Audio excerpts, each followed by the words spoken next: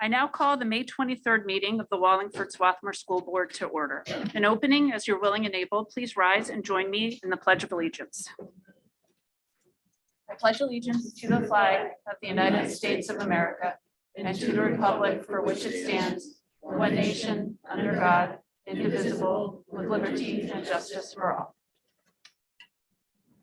Okay, we'll start off the evening. Ms. Figueroa, if you could please take the roll call vote. Or I'm sorry, I do that every time. And can you please take the attendance? Dr. Grandy, Here. Mr. Henry, Here. Ms. Holbert, Here. Mr. Cudis, Here. Ms. Lentz, Here. Ms. Vogt, Ms. Witset, Here. Ms. Wachowski Smith, Here. Ms. Walkman, Here. Dr. Marseille, Mr. Berman, Here. Ms. Sudarson, Here. Ms. Walkman. We have 9 voting members present. All right, thank you very much. We'll begin with the student representative report. Ms. Sudarson. Just like that, it's my last school board meeting of the year. This year was super crazy and very stressful, but at the end of the day, it was fun. Over at the high school, most of us have finished standardized tests, but there are still a few more days of keystones for the underclassmen. After powering through those, it's smooth sailing until finals. The seniors are so excited for their prom and graduation coming up. In a few weeks, it won't just be hags or have a great summer for them, but haggle, have a great life. I'm gonna miss the seniors, but I'll be on top next year, so that's pretty fun. Speaking of replacing the seniors, the high school has turned into a political battleground. Student council elections are underway, and it's campaign week. So there isn't a single wall in the entire school that isn't covered in poorly photoshopped pictures of the candidates. The 5th graders at each elementary school and the 8th graders are also getting ready to give up their position as top dogs and move into their new school. They all got tours of their future schools over the course of the month. As the 8th graders walked through the cafeteria during my lunchtime, all of us gave them a warm welcome and applauded the entire time as they walked through the entire cafeteria. I remember being a part of the awkward group of middle schoolers, so it's really enjoyable to be on the other side of this tradition. Speaking of traditions, the elementary students participated in their favorite activities, May Day and Field Day. They all complete team building activities and just have a fun day in the sun. It's a great way to bring the school together. The high school actually also did something that I hope can become a new tradition. The National Art Honor Society started something and hosted a rock painting activity outside. It was a really simple activity, but it brought all of the students together in a way that some of the big school events can't. It's something that I think could be done really easily at all of the schools next year. People just painted rocks with positive messages, and of course, student council propaganda, and hid the rocks around the school or gave them to teachers as a token of their appreciation. It's not always the big events and traditions that make high school so memorable. It's the little things that we do that just stick with us. So whenever you feel a little stressed out, just find a rock and paint it. Or just paint your face, that works too. Before I sign off for the year, I just wanted to congratulate the class of 2022 and the entire student body on an incredibly successful school year, despite all of the challenges. See you all next school year. Supreja, thank you so much. And thank you for being part of all of this and for your really enthusiastic reports. It's always really fun to have you here and just hear how excited you are about what's been happening in our schools. And thank you so much for helping us to remember to embrace the small moments too. And we all wish you best wishes in your future. Thank you so much for being part of this. Appreciate it. Dr. Marcel. Yeah, I want to say thank you. And we're outside talking, so good luck in Kentucky, because you and members of the debate team are headed out to nationals, right? Congratulations, good job, thank you.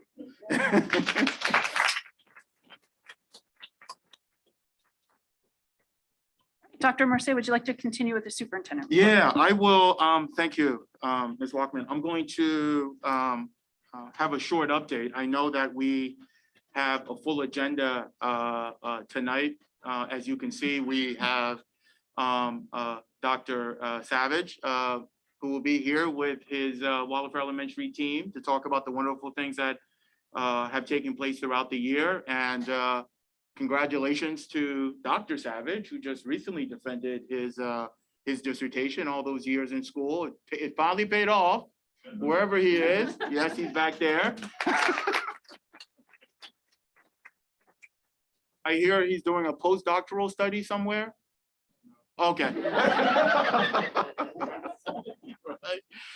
And then obviously, though all the agenda topics are important, but we really have a highlight as well in terms of the recognition of district retirees. And Dr.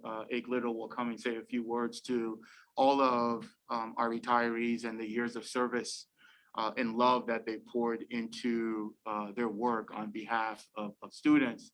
And then we'll finish up our conversation with our final proposed budget. We had a meeting at the Facilities Finance a week and a half ago, I believe.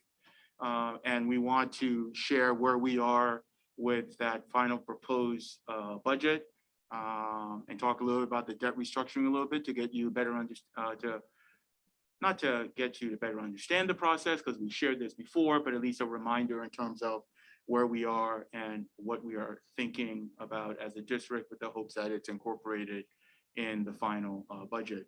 On the agenda tonight, I want to briefly remind individuals that we are doing some amending of the district calendar.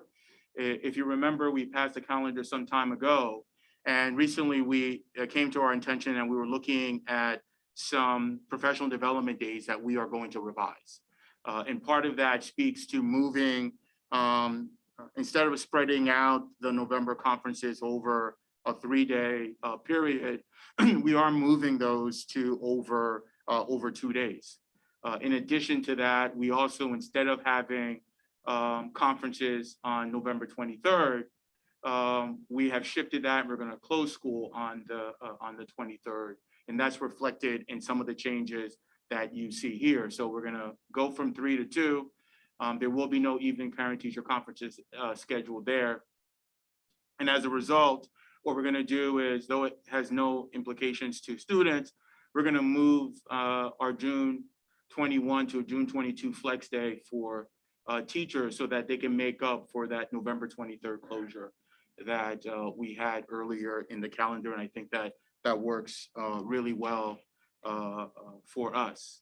And I want to give a brief update and lessons learned for me in terms of, we were really enthusiastic and wanted to launch the Community Explorers that was facilitated last calendar school year over the summer.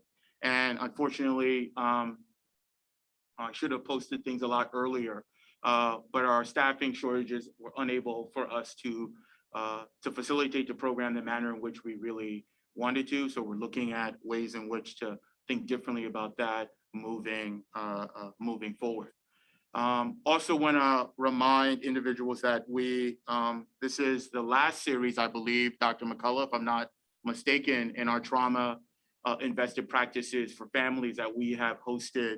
And on May 24th at 7:30, we invite you to attend via Zoom for Effective School Solutions, who will be talking about trauma-informed practices and ways to better understand behavior as a form of communication. And we are hoping that you can clear your calendar and attend.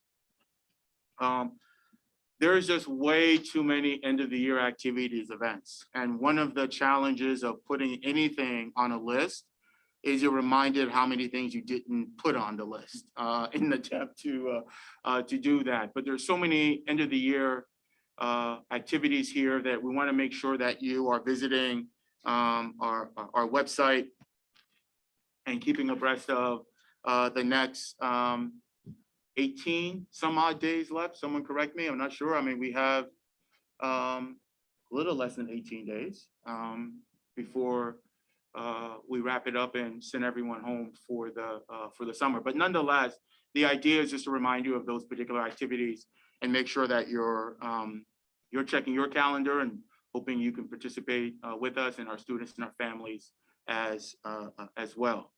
And then some reminders with respects to some upcoming meetings. We have a policy meeting on Wednesday at 7 o'clock in B226. There's a number of agenda topics that we're gonna discuss. I know discipline might be part of that. I think the 218, if I'm not mistaken, possibly. Dr. 218, correct, is gonna be for policy? Yes.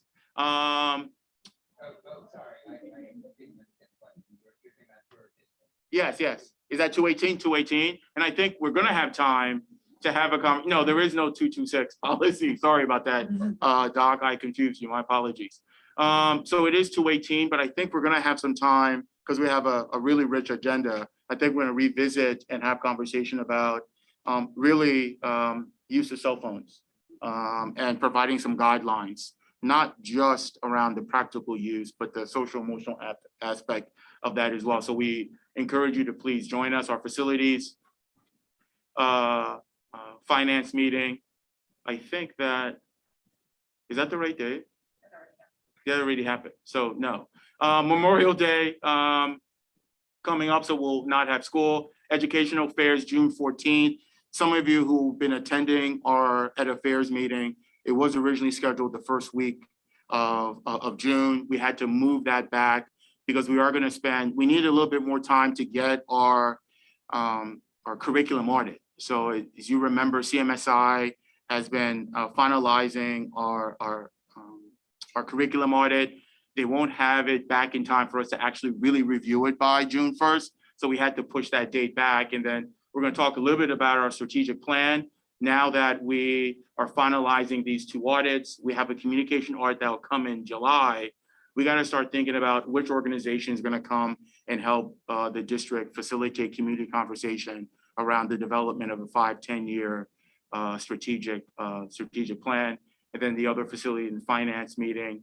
And then again, June 22nd, our next policy. And then our next board meetings on June 27th. So please check our website. We encourage you to come and participate. So that is my end of my report.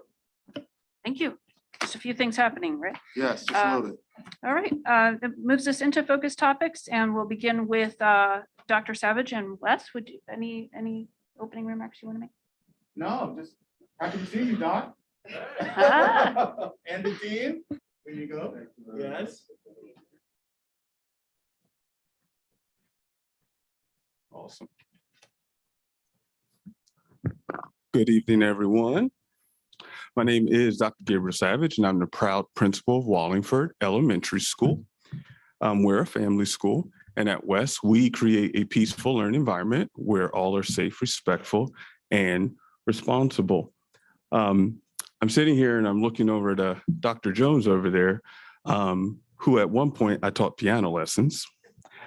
And she was one of the first people to give me one of the books when I was about to pursue administration. And one of the books was Michael Schmoker, and it was Results Now. And in it talked about focusing on the fundamental things and doing them extraordinarily well. And she'll probably be proud of this presentation because that is literally my philosophy as an administrator. And it came from that influence from her. And I know she's retiring, and I wish her all the best. But at West, we talk about innovation, and innovation can be new things, or innovation can be doing the fundamental things extraordinarily well. And that's what we try to do at Wallingford Elementary School. So our theme, we want to give students at Wallingford Elementary diverse experiences. We have a very diverse student body, especially cognitively diverse. We host the autistic support programs, emotional support programs. We have students across the spectrum. And we know that when students feel like they are connected, when they know who they are, and they have a community they do very, very well. So our theme this year was Be Who You Were Made to Be. It's based off a book by Miss Joanna Gaines. It was actually a gift we gave to one of our PTO chairs, Miss Rogers, who was pretty phenomenal. But I have tonight with me, Miss Ryan, who is going to talk a little bit about the theme, and then I'm going to come and show you some snippets of what that looked like throughout the year. Miss Ryan. Okay. Thank you. Good evening. My name is Sarah Ryan. I'm the art teacher at Wallingford Elementary School. In addition to being the art teacher, I am the school-wide theme coordinator, and I've been doing this for the 16 years that I've been at WES. So each year we pick a theme that we use to kind of guide our overall K-5 experience. Each of the classrooms, obviously, they're learning different things because they're in different grades, but we like to have one overarching theme that we all unite under. So this year, this was our theme. In the beginning of the school year, we have a kickoff assembly. I think Dr. Marseille, you were there when we had our assembly. And these are some of the slides that I showed to the students just to get the year started. We talked about how our WES family is a team. We talked about as a teammate, you know, there's all different roles on a team, especially I gave them the analogy of a sports team. You know, you have a goalie, you have, I always think of a soccer field, you have someone who plays forward, you have defenders, you have all these different positions, but they're all equally important in making that team successful. So our team at WES is made of readers, artists, musicians, mathematicians, athletes, scientists, and friends, among tons of other things. But all of these strengths that our students have are what make our school a really special place. And we like to really bring that out of our students and give them as many opportunities as possible to show these strengths. We like to remind our students that they are each one of a kind, and WES needs who they individually were meant to be, because that's what makes our school great. Differences are good. Differences are what make us special, and differences are what make life interesting. One of the examples I gave to the students in the slideshow was I had two different pictures of baskets of crayons. One basket had every color under the sun. The other basket was all blue. And I said, which would you choose? If you came up to the art room and I gave you an assignment, which of these would you choose? And obviously they're all going to choose that big colorful basket of crayons. All of those unique differences is what makes life fun, right? We might not look or work the same, but we all have an important role to play in making our WES community the best it can be. This leads me to the other reason why I'm here tonight, and another very special thing that we do at WES, our Artist in Residence program. This is another program every year that I get to lead, and it's obviously my favorite, being the art teacher. It is a school-wide concentrated experience in the arts for all of our students K through 5. And it is 100% funded by our PTO, which is phenomenal. Without our PTO, which I know Dr. Savage would agree, so many of our programs wouldn't be as strong as they are. So we are eternally grateful to our PTO. We haven't been able to do Artists in Residence, obviously, the last few years due to COVID. So this year we were very excited to bring it back for our students. And we are working with a local mosaic artist, Paul Santilleri, who has tons of mosaics down in the city and abroad in France and Germany. And he's been working with us to design our own unique mosaic. And I thought this was perfect to go with our theme this year. You know, a mosaic is one piece of art made up of thousands of individual little pieces of glass, just like our student body. So the students have been working with him during their art time to glue in all the individual pieces of glass. And then recently this week, he has started to permanently install it on one of our back walls that faces the playground. So when the kids are out at the playground, they'll be able to look up and remember, you know, which part they worked on. They're already saying that. Oh, I did the yellow part, I did the orange part. So it's a really special program. Here's another couple pictures of the kids excited to get back to doing some normal fun traditions that we have at WES.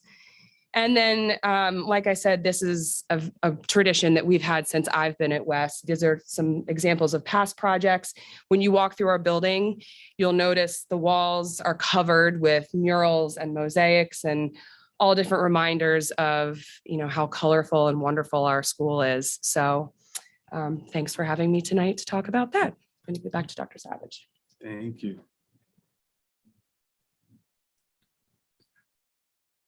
So one of the other experiences we've given students this year is what we call the ukulele play date. And this is where fifth graders who've been working on singing so far and things on a ukulele actually begin to work and teach the kindergartners how to play.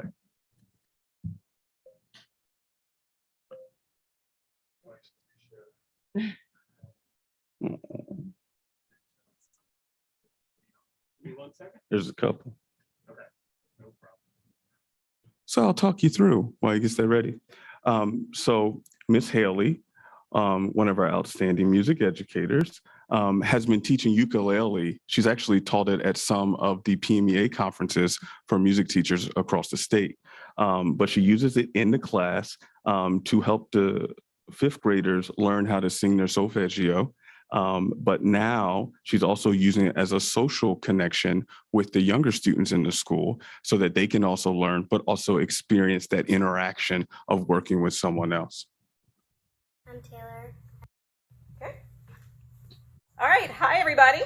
I'm Mrs. Haley, a music teacher here at Wes. I'm Josie. Josie, what grade are you in? Kindergarten. I'm Taylor, and I'm in 5th grade.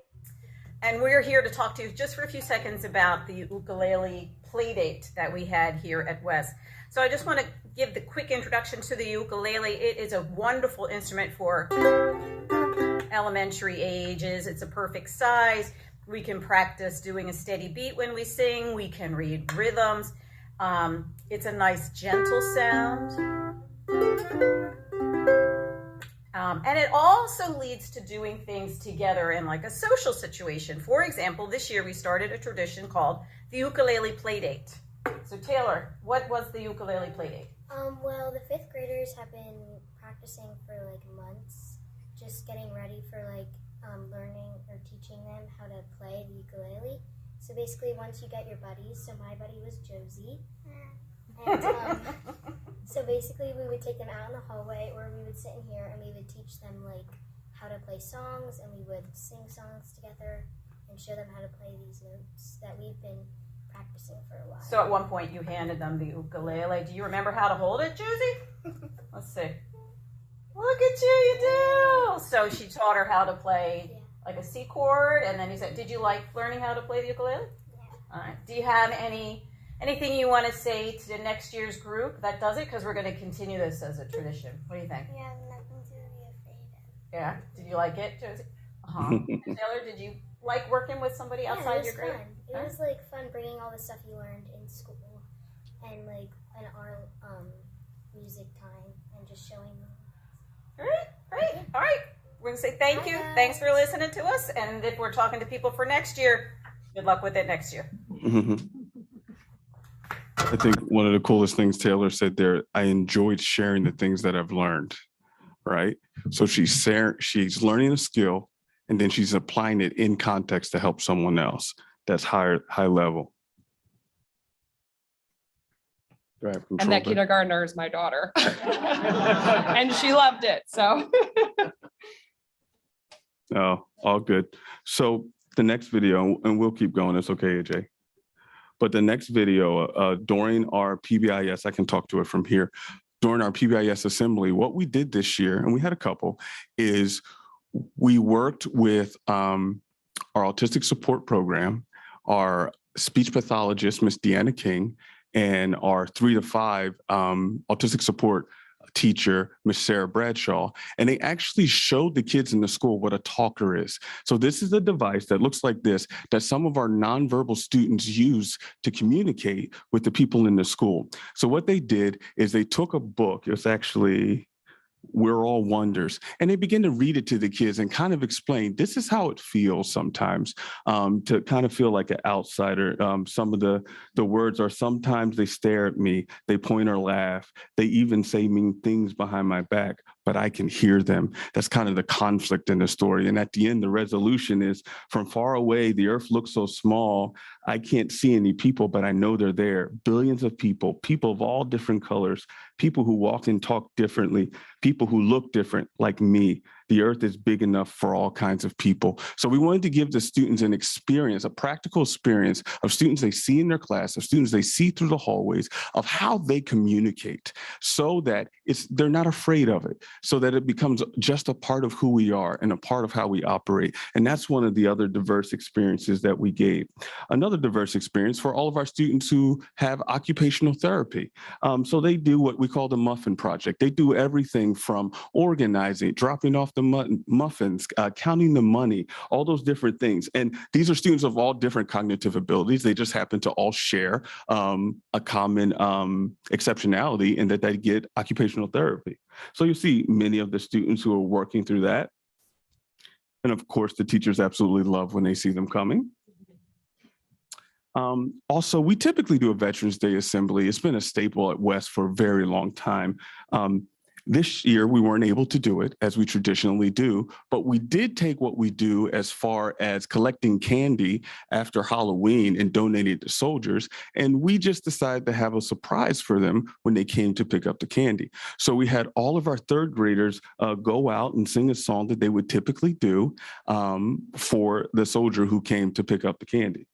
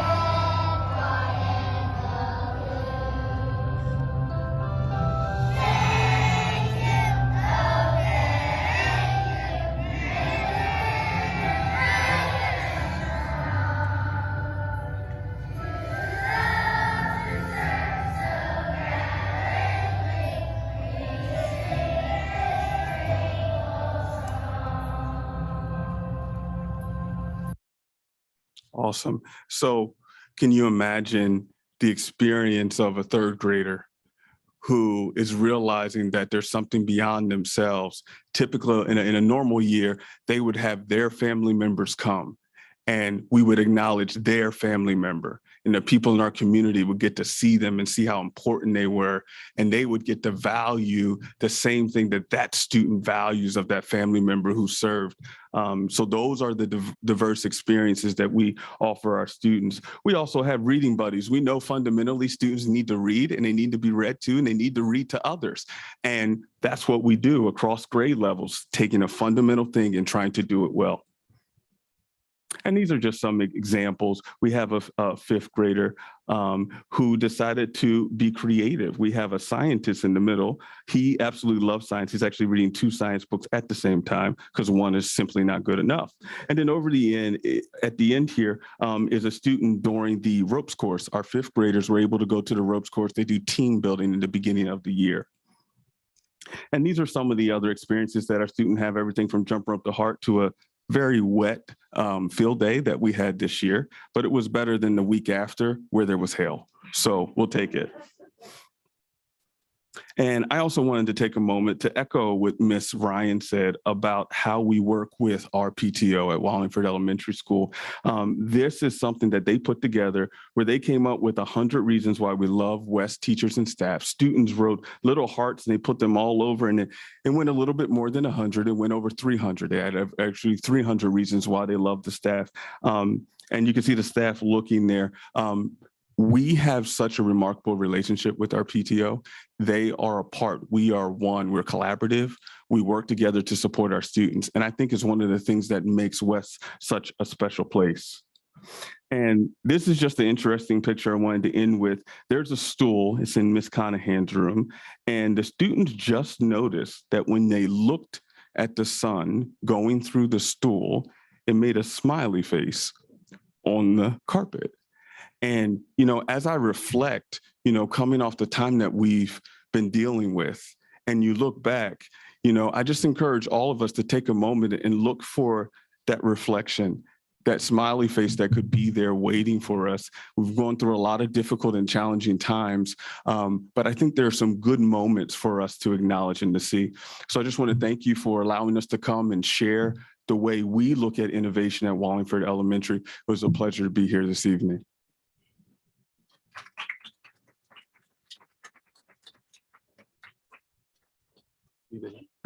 Dr. Savage and Mrs. Ryan, I want to say a very personal thank you.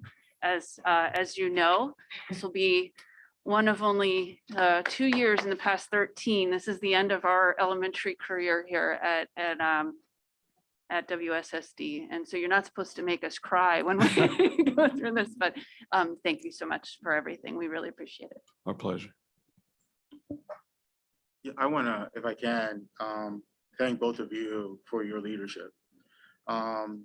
There's two things I hear a lot when I go through WES. It's hungry, humble, and smart. Yes, sir. And respectful, responsible, and safe. And what's wonderful about that is your ability to reflect that in everything that you do. So it's one thing to say it. It's another to actually really feel that energy consistently across the board from everyone. So thank you so much for what you do and allowing that space to grow, to make those wonderful things happen. You make it look really easy, but we all know that's extremely difficult. And the idea about building family is extremely important. And everyone at that WES team has done a phenomenal job. And obviously, the close relationship you have with the PTO kind of demonstrates that as well. So thank you very much. Thank you, sir. Any other questions or comments? Not? Thank you again. Thank you. All right. Would you like to introduce our next topic, Dr. Yeah, Mercer? if you don't mind, please. I think we'll have members of our administrative team. Dr. Little, please. And I know you have a number of individuals who are coming. Yes. As we take a few minutes to really celebrate. And if you take a look at the number of years of service that the individuals in this room have provided for the students in this community, it's absolutely unbelievable in terms of process. So we wanted to say a few words of thank you and recognition, and Dr. Little and his team are going to say a few words. So please. Sure. So this is actually a very special event for me. It's my first one since I joined the district in the wake of one of the retirees actually here, Ferg Abbott, who is the former HR director. So in many ways, some of these people I've really gotten to know very closely over the past few months. Some I've only gotten to know over email, and I'm about to see their faces tonight, which is great too. I've had pleasant email conversations with all of them. Some of them, like Mr. Perlberg, have visited me on almost a daily basis in a good way. So I am really excited to actually finally get to acknowledge these individuals in public for what they've done here, and in many ways for this district, which I will never be able to know. And only those of you in the community who have known them over these years will be able to really speak to the impact they've had on you, your children, your families, and the community as a whole. So with that said, I'm going to start first with our administrators. And so we have 4 who are retiring that we want to acknowledge is, as I mentioned, my predecessor, Ferg Abbott, who is not joining us this evening, but George King, who is the principal of Strathaven Middle School, Denise Citarelli-Jones, and I'm going to ask the individuals who are here to come up, because I know I see you, Denise, and because we're going to hand you a token of our appreciation. The tokens are the tokens are in a pile. Congratulations. And next up is Mary Figura. Come on down.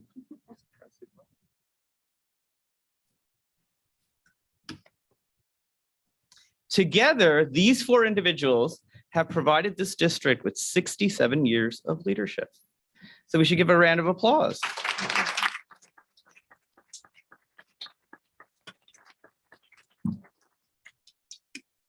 Next up are our professional staff. These are the individuals that you have as members of the community, probably even more so, dare I say, than us administrators, who some of you who are probably seeing me for the first time and you're like, oh, that's that guy.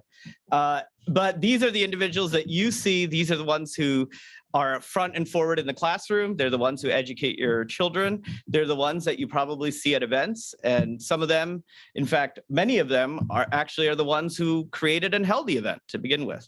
And so they will leave large footsteps that will be difficult for others to follow, but we are grateful for what they have done for our community, and we want to recognize them accordingly. So of course, Henry Perlberg, our music teacher and band director. Come on, Henry, come on down.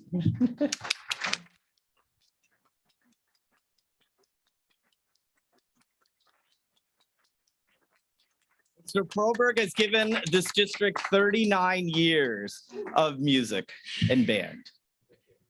Congratulations. And the band is a formidable band. I mean, they could take over like entire towns at their will. The next individual is Tanya Braithwaite. Oh, she's not done. She's been a school psychologist for 35 years in this district. Afterwards is Colette Sabatina.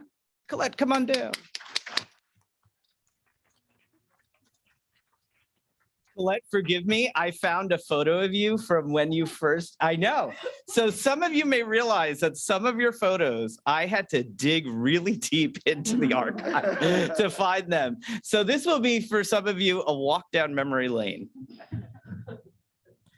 Jeffrey Schul, who's not here tonight, he is a music teacher at Swarthmore Rutledge School, and he's been a music teacher with us for 29 years. And Cheryl Hendershot. Cheryl, where are you?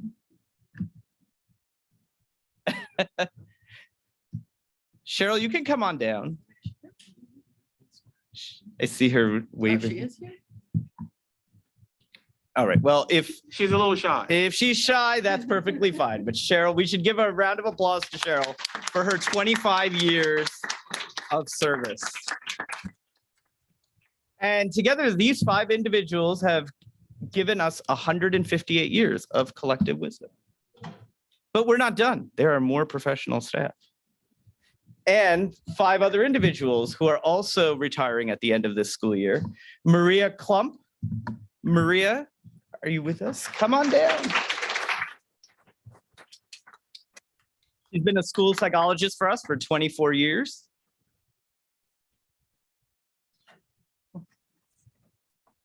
Carol Pike has been a school nurse for us. Carol, thank you. 23 years of service. Bruce Landolf, he was an automotive tech teacher for us. Bruce, come on down. Bruce has gotten the taste of retirement already. He left us mid-year. He just could not wait to retire. Somebody told me, literally, he just walked out of the school one day. Deborah Michaud, she's a math teacher that's been with us at the high school for 19 years.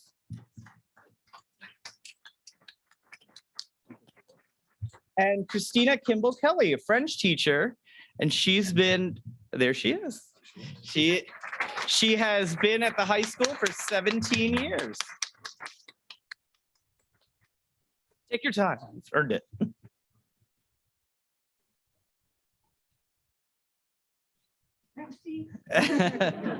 Collectively, these five individuals have given us 104 years of their time.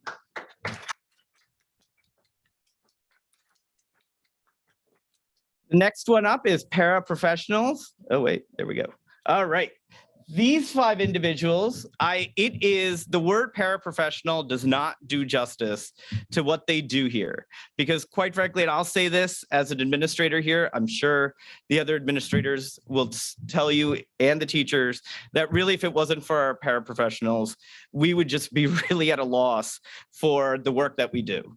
I know that the people that I depend on in central office, they probably see me like a chicken with its head cut off.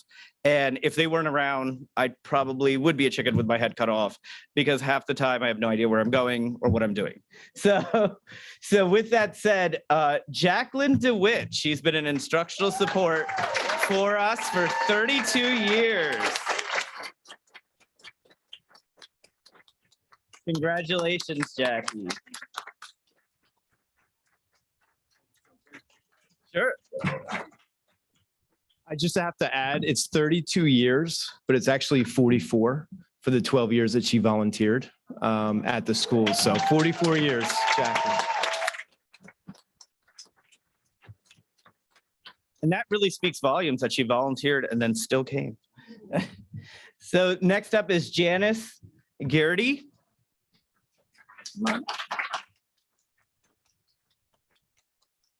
She's been a tax clerk for us for 31 years, so she knows everybody's tax business, inside out.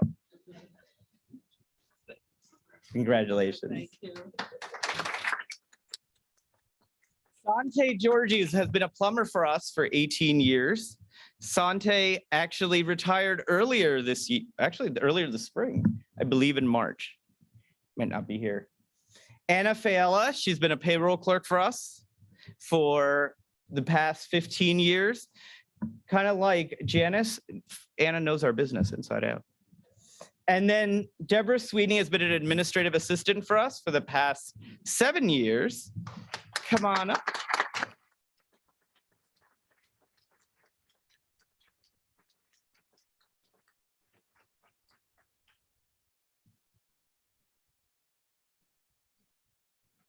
Congratulations.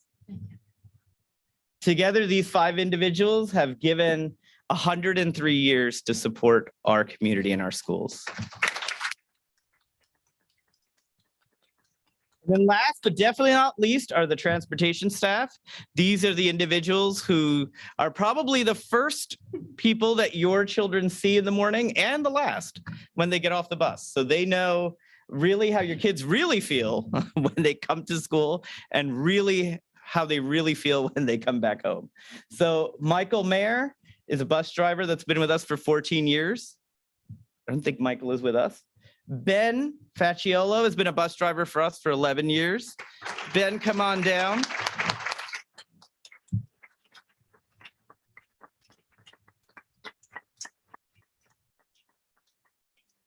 Congratulations. Thank you very much. Thank you. Michael Glavin has been a bus driver for us for 10 years. And Howard Collier has been a bus driver for us for 6 years. Howard, are you in the audience? All right. Well, to all 4 of these individuals together have given us 41 years of getting your children, our students, to the finish line. So, in conclusion, I have 3 pieces of advice for retirees from someone who is very long time away from retiring, but I feel qualified to give it. First is goodbye tension, hello pension, something I will probably never see in my life. As a retired teacher, now is your recess from this point forth. And as a retired teacher, you must leave every child behind because you have done your part for us, for the kids, for the community, and you deserve this. All right, congratulations. And altogether, I would be remiss if I didn't mention all 23 of our individuals have given 473 years of service collectively. That's older than the country they're sitting in. So we really, really owe them a debt of gratitude.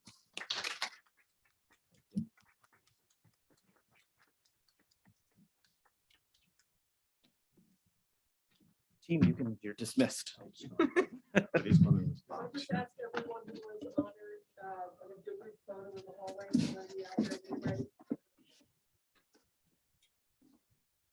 Thank you again to all of our retirees and for all your service to our students and our community. Thank you.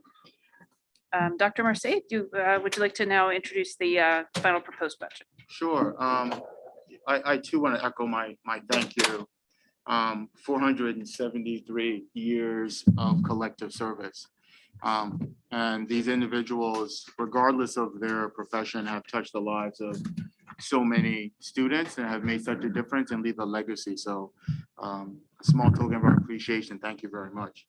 Our next conversation that we're going to have, a focus topic, is Ms. Mary Martin, our business manager, who's going to walk us through the 2022-23 general budget and give some highlights on where we are and some of the debt restructuring and how that plays into our proposed final budget. So Ms. Martin, please.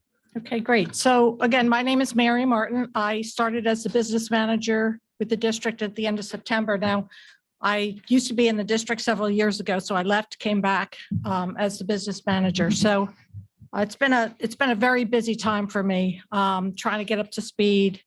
But also from the day that I got here, the focus was on the next budget cycle, which is 22-23. So the budget, the business department is just like every other function in the school. We are focused on the mission and the vision of the school district. We are supporting that.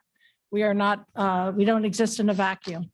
So we try to contribute as much as we can to the excellent academic offerings here, and we measure our success by the success of our students. Okay, so my one goal here today is I want to educate the public and bring up to date on two challenges that we have in this district. And the challenges, one of the challenges we can do something about, and the other challenge we really can't, but I still want to educate the public on that challenge. And that will lead, so the first challenge will be our debt service and our debt restructure. The next challenge is our financial landscape. And that will lead into an overview of the 22-23 proposed final budget. Okay, so we're going to talk a little bit about the debt restructure, and we're going to work backwards here. We've been talking a lot about debt restructure in the past month or two, but I want to go back to the beginning and explain exactly how we got to a point where we think we need to do a debt restructure. And when I came here in September, I was doing the audit for last year, 2021. And in that year, I noticed we had a deficit. Our expenditures exceeded our revenue by about 1.2 million. Then I looked at our current budget, and our budget for this year, 21-22, shows that we also are expected to have a deficit. Our expenditures exceeding our income by about 900,000. Then as I was doing the next budget cycle, 22-23, came up with the same issue. Our expenditures exceeded our revenue.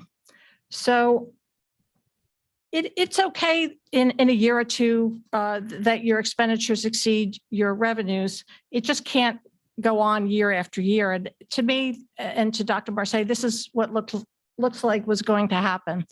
So what we did is we put this down on paper. We said, let's project out our situation 10 years to see what that looks like. So we developed a 10-year forward budget, starting with the budget year that we're in, showing a $900,000 expected deficit. The second column to the left is the budget cycle that the budget that I've developed, which is 22-23, where we expect about a $700,000 deficit.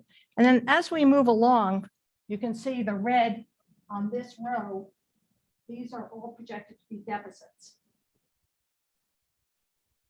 Okay, but further down to the right, at about year 2028, 29, we start to turn things around where our revenues look like they're going to exceed our expenditures. So we look like we're going to end up in a good place. Now, as each year we have a deficit, we rely on our savings, our fund balance to balance that budget. And the highlighted row shows what happens to our savings over time. Right now, we started the year with 7.3 million in savings. We're expecting that to go down to 6.4 by the end of this year. And progressively, it becomes less and less until it goes negative. Okay, so we're expecting our fund balance, our savings to go negative, lose all our savings. But then again, towards the right, we recover. So the conclusion I've reached here, which you can see, is in long term, we're in pretty good financial shape. But in short term, we have some challenges, we have some difficulties. And these challenges are creating some issues for us. The issues that this structure is presenting to us is that our residents are taxed very high. Because our expenditures always exceed our revenues, we can never catch up with our revenues. We are forced to tax at the highest rate. Okay, so nobody likes that. The second issue that we have is that we find ourselves with extreme prioritizing of our needs. So of course, we should always prioritize our needs, our resources according to our needs. But when it becomes extreme, things are less than optimal. The education experience that we provide to our students is not as good when we're really into this extreme prioritizing. Also, we feel that maybe our facilities get put to the wayside. If we have a leak in the roof, we're more apt to patch it than to properly fix the roof.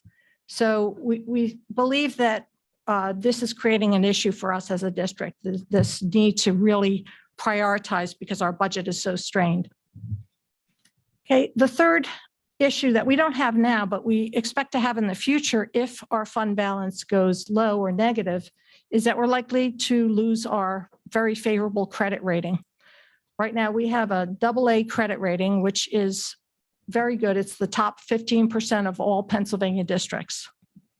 Okay, and what that means is in the future, when we go out to borrow for our facilities, we get an excellent interest rate. Think of a credit rating as a FICO score.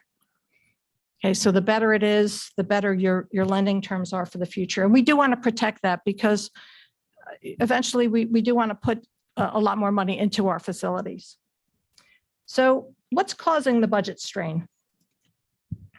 This chart, we came to the conclusion pretty easily that what's causing the budget strain temporarily is the high amount of debt service that we have.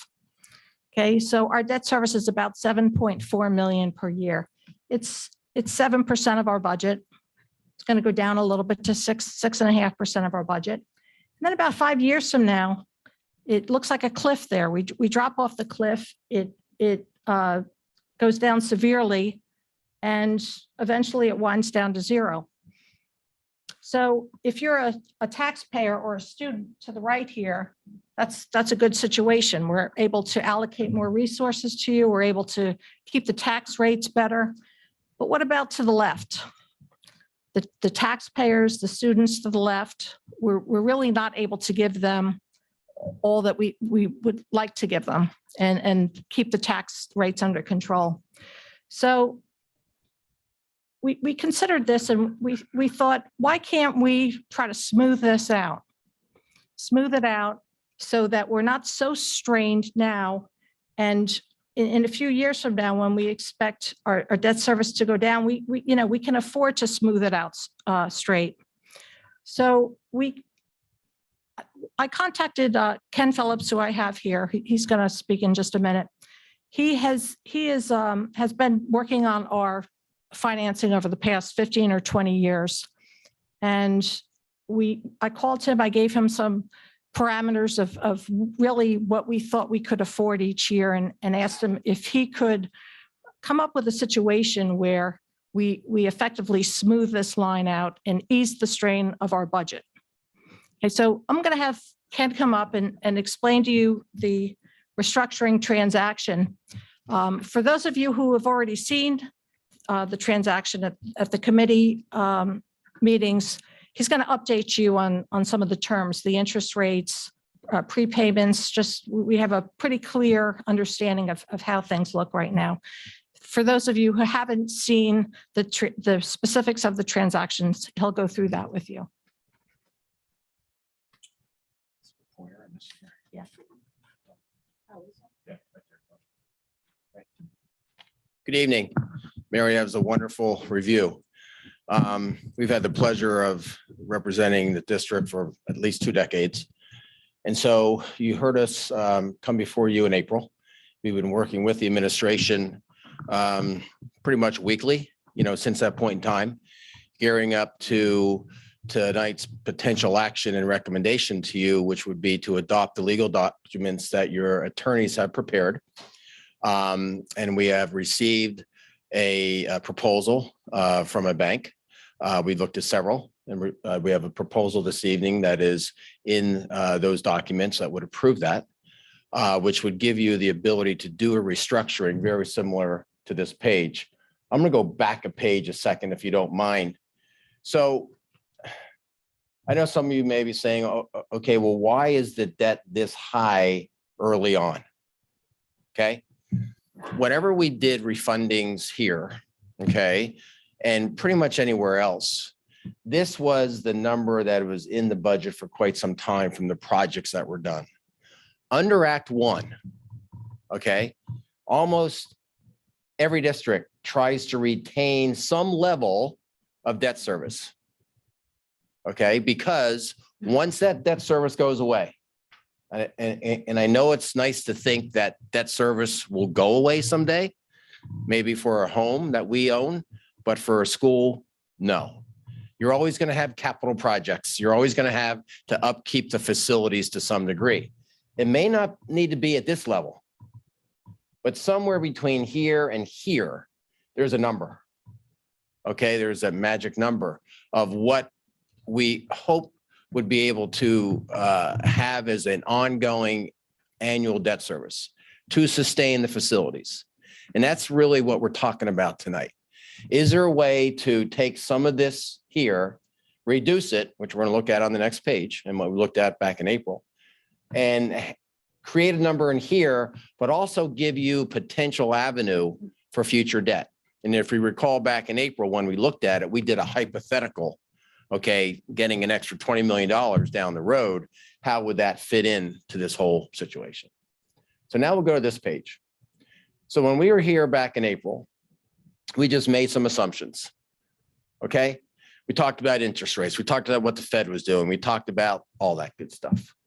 And we said, okay, if we do a restructuring of some of your debt, which the legal documents before you tonight give you the ability to do that, we assumed a rate of 380, just as a number, a placeholder. We knew it was high, but we had no idea what was going to happen in a month and a half, okay? And the whole purpose was to take this current structure of over 7.4 million and reduce it to some number over here, in this case, 5.5 million. How could we do that? And so by refunding portions of your outstanding debt, and we went back, we checked with the appropriate parties, we're able to do that. We checked, we have various different options. We have bonds, we have bond pool loans out there, we have bank loans out there. We contacted everybody, had the ability to do a restructuring, and it would look something like this, okay? Which gives you then a total new debt service after the restructuring of this total here, which I don't think the next page. The next page doesn't go into the projections down the road, but this does give you that ability. So tonight you have in front of you the legal documents. We have a term sheet from TD Bank at a 3.33%. Okay, so it's, less than this here. We've been updating the administration and it's keeping hopefully a little contingency in there. We had shown them numbers at 3.5. So the numbers are going to be better than here. But the key is that the loan's prepayable anytime. So it gives us the flexibility that in the future, if you do decide to do some new projects down the road, we have the ability to blend that in if we want to, okay, depending where the market is, to any type of new borrowing. So with that, do you want me to go to the next page, Mary, and take this or? Yeah. Oh, okay. So you want to take it? Let me take it. You got it. Okay, again, you have in front of you to vote for tonight is the debt restructure. Okay. The debt restructure, whether you vote it up or down, is going to affect the 22-23 budget. Because we believe that we can close this transaction once it's approved within about 30 to 45 days. You also have in front of you to vote for the final proposed budget. The proposed budget that I'm offering you includes consideration of this debt restructure. It assumes that it's approved. If it is in fact not approved, you can still approve that final proposed budget and instruct us to make the changes to take those effects out. But the budget that I'm going to show you tonight does include consideration of this debt restructure.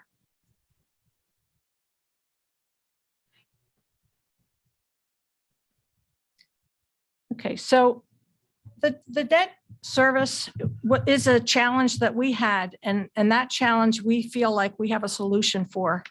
You know, we can improve the situation almost immediately, starting with the 22-23 budget. There's another challenge that this district has, and I'm going to go over it fairly quickly, and because I think a lot of you understand what this challenge is, but I want to show you some data. So we're going to look at the financial landscape of this district. Now, when I started here back at the district, we talked about the challenges that we knew this district had. Our tax base, it's primarily residential. We don't have the commercial real estate base that other districts have. So we obtained a software analytics program called Forecast 5. And through that program, we were able to compare our situation with other districts. And we could compare it with every district in Pennsylvania, but really the most effective way to compare yourself is to look at your peers. And who are your peers? Your peers are districts who are close in geographical, because we can't compare ourselves to counties up in the Poconos or across the state. They are districts that have similar enrollments to ours. And they're districts that have similar socioeconomic statistics as ours, so the low income percentage. And as I was applying these filters to come up with our peers, I brought the filter down to get 4 districts, including ours. The other districts that are our peers is Upper Dublin up in Montgomery County, Rose Tree Media, our neighbor, Radnor, and ourselves. So these districts are the most similar within these 2 parameters, the enrollment and the low income percentage. Now I could have expanded this and pulled in 8, 10, 15 districts, but I noticed as I expanded it, I was getting districts that were not really high performing districts. So what I like about keeping it to these 4 is that these are all high performing districts. So in comparing ourselves, we should compare ourselves to high performing districts. We have to set the bar high. So through this program, I did a very quick overview of our expenditures compared to our peers.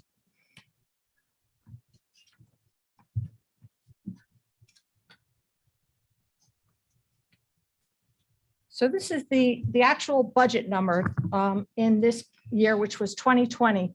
Radnor was the highest with $128 million spent. We were the lowest expenditures with $96 million. And the other 2 districts were in between. So compared to our peers, our expenditures are very low. Our budget is very low. It's also the lowest on a per student basis, the right-hand column. So we don't exactly have the same number of students. We're in the ballpark, but on a per student basis, we are also the lowest. Our budget is the lowest compared to our peers. This is just a graph of what I just went over. Our expenditures are the lowest of our peers. On a per student basis, it's the lowest of our peers. What about our savings? How does that compare to our peers, our fund balance? So this is a 2-year per district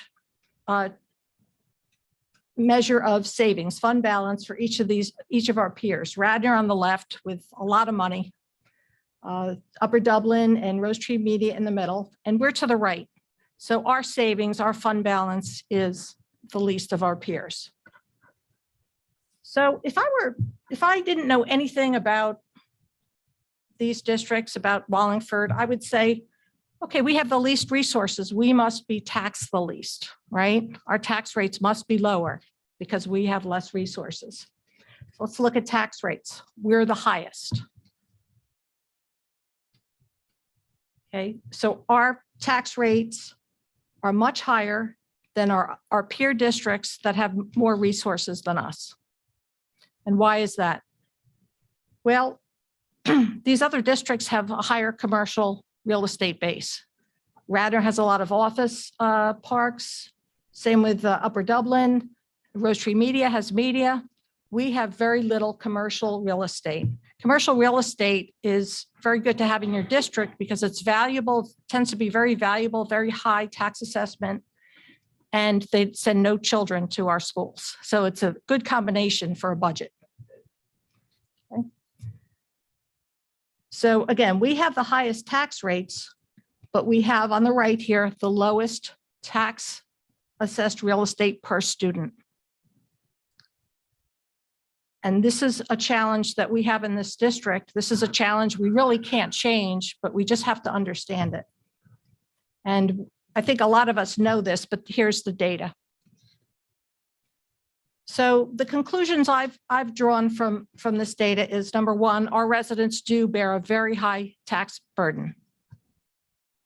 Number two, high taxes do not translate into more district revenues or resources. And number three, most importantly, our district is doing more with less. We're keeping up. All those districts are very high performing districts. Whenever you read the US News and World Reports, the rankings of Pennsylvania districts, they're usually, all of those districts are usually in the top 20. So we are keeping up with that with less resources. We're doing more here with less resources. So I think that historically now we're doing a good job in that sense.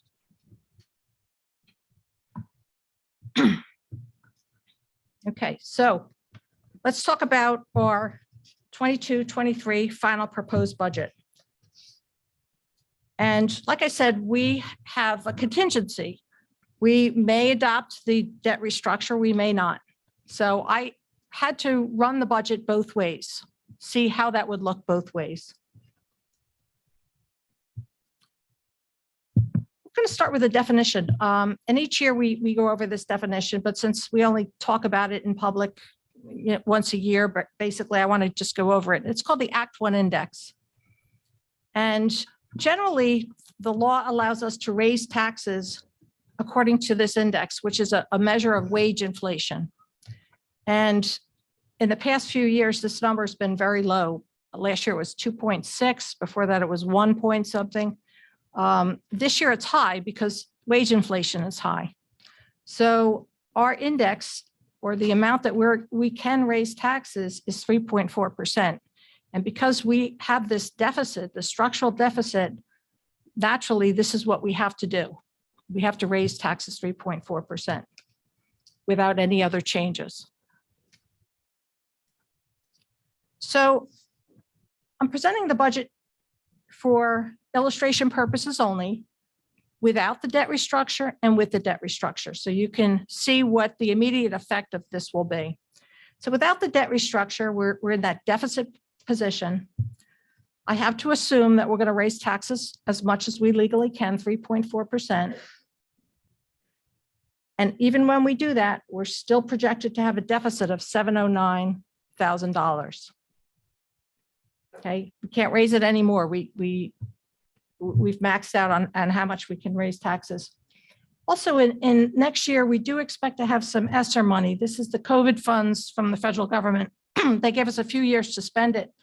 And really what I had anticipated in this budget is we're going to use some of these funds to help balance our budget effectively for this year. So this is the budget, expenses going up about 4% without any debt restructure.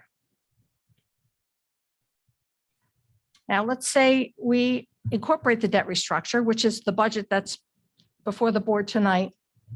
We can start changing some things up here. So here I assume the tax rate would increase 2.4%. We're not going to raise it as much as we can because now we have some lower, we have some lower expenses. So we're going to reduce that tax rate to 2.4. Now we have a break even. We don't have a deficit. We're not going to be eating into our savings. Okay. $92 million revenue, $92 million expenditures. So this shows a break even. A debt service is assumed to be reduced here by $1.8 million. We're going to free up some of that ESSER money to be able to put back into our facilities. We think about $375,000. So we get a few benefits by doing this debt restructure immediately.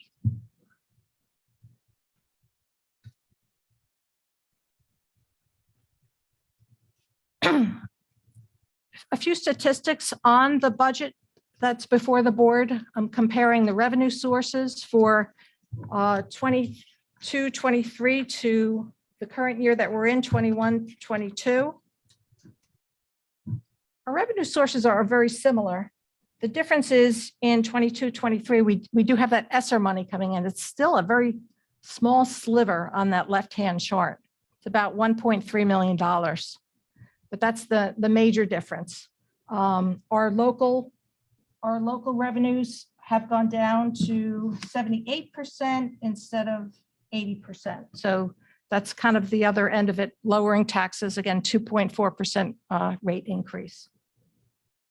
So this is the proposed budget tonight, the difference in revenues from the current year that we're in, 21-22 to 22-23.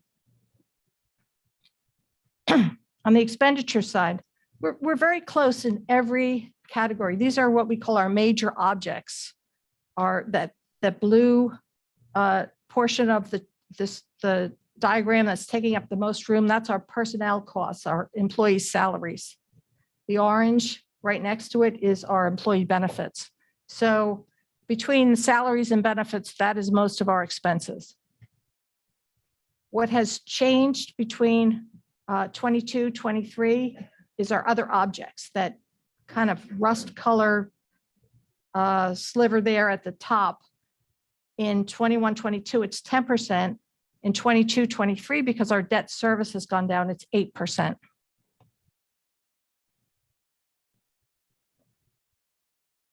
Okay. So again, before the board is the budget that includes consideration of the debt restructure. We are presenting that for approval tonight. The budget will be advertised. The budget can be changed. So for example, if the debt restructure isn't approved, we're going to have to change it and it'll look closer to the first slide that I showed you. The budget could change for other reasons, so that this will be out in the public for the next month.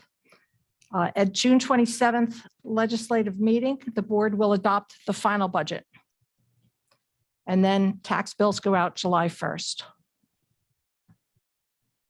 So the budget will be advertised. It'll be on the website starting tomorrow for your inspection.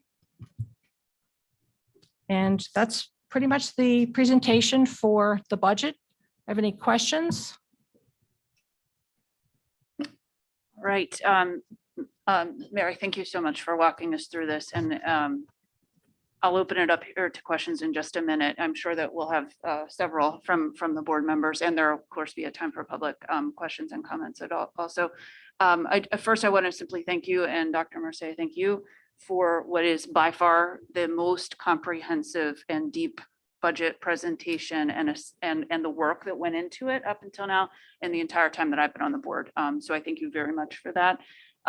For those who haven't had the opportunity to come to our finance committee meetings, there has been extensive discussion going back months now that led up to the presentation. So again, I really thank you.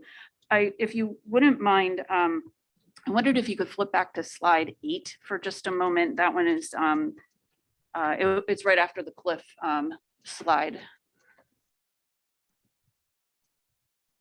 Right, next one, I believe. Yeah. If you wouldn't mind, if you could walk us through the information and the bullet points on the left, because I think it's really important for everyone to understand the years, the additional years we're adding on to the debt repayment structure, as well as the impact of, as it was modeled here, of the additional expense that we're taking on, despite the fact that it's smoothing. If you could just cover that, I would appreciate it. Okay, so what we're doing is, right now we have outstanding about $50 million of debt. We're taking about 14 million of that and we're restructuring it. We are pushing the payments down to the later years. We're extending our total debt service by about 2 years towards the bottom, but we're pushing payments down towards the end. The present value cost, there is a cost to the district of this, and we have this at $925,000. So that's the present value cost of this.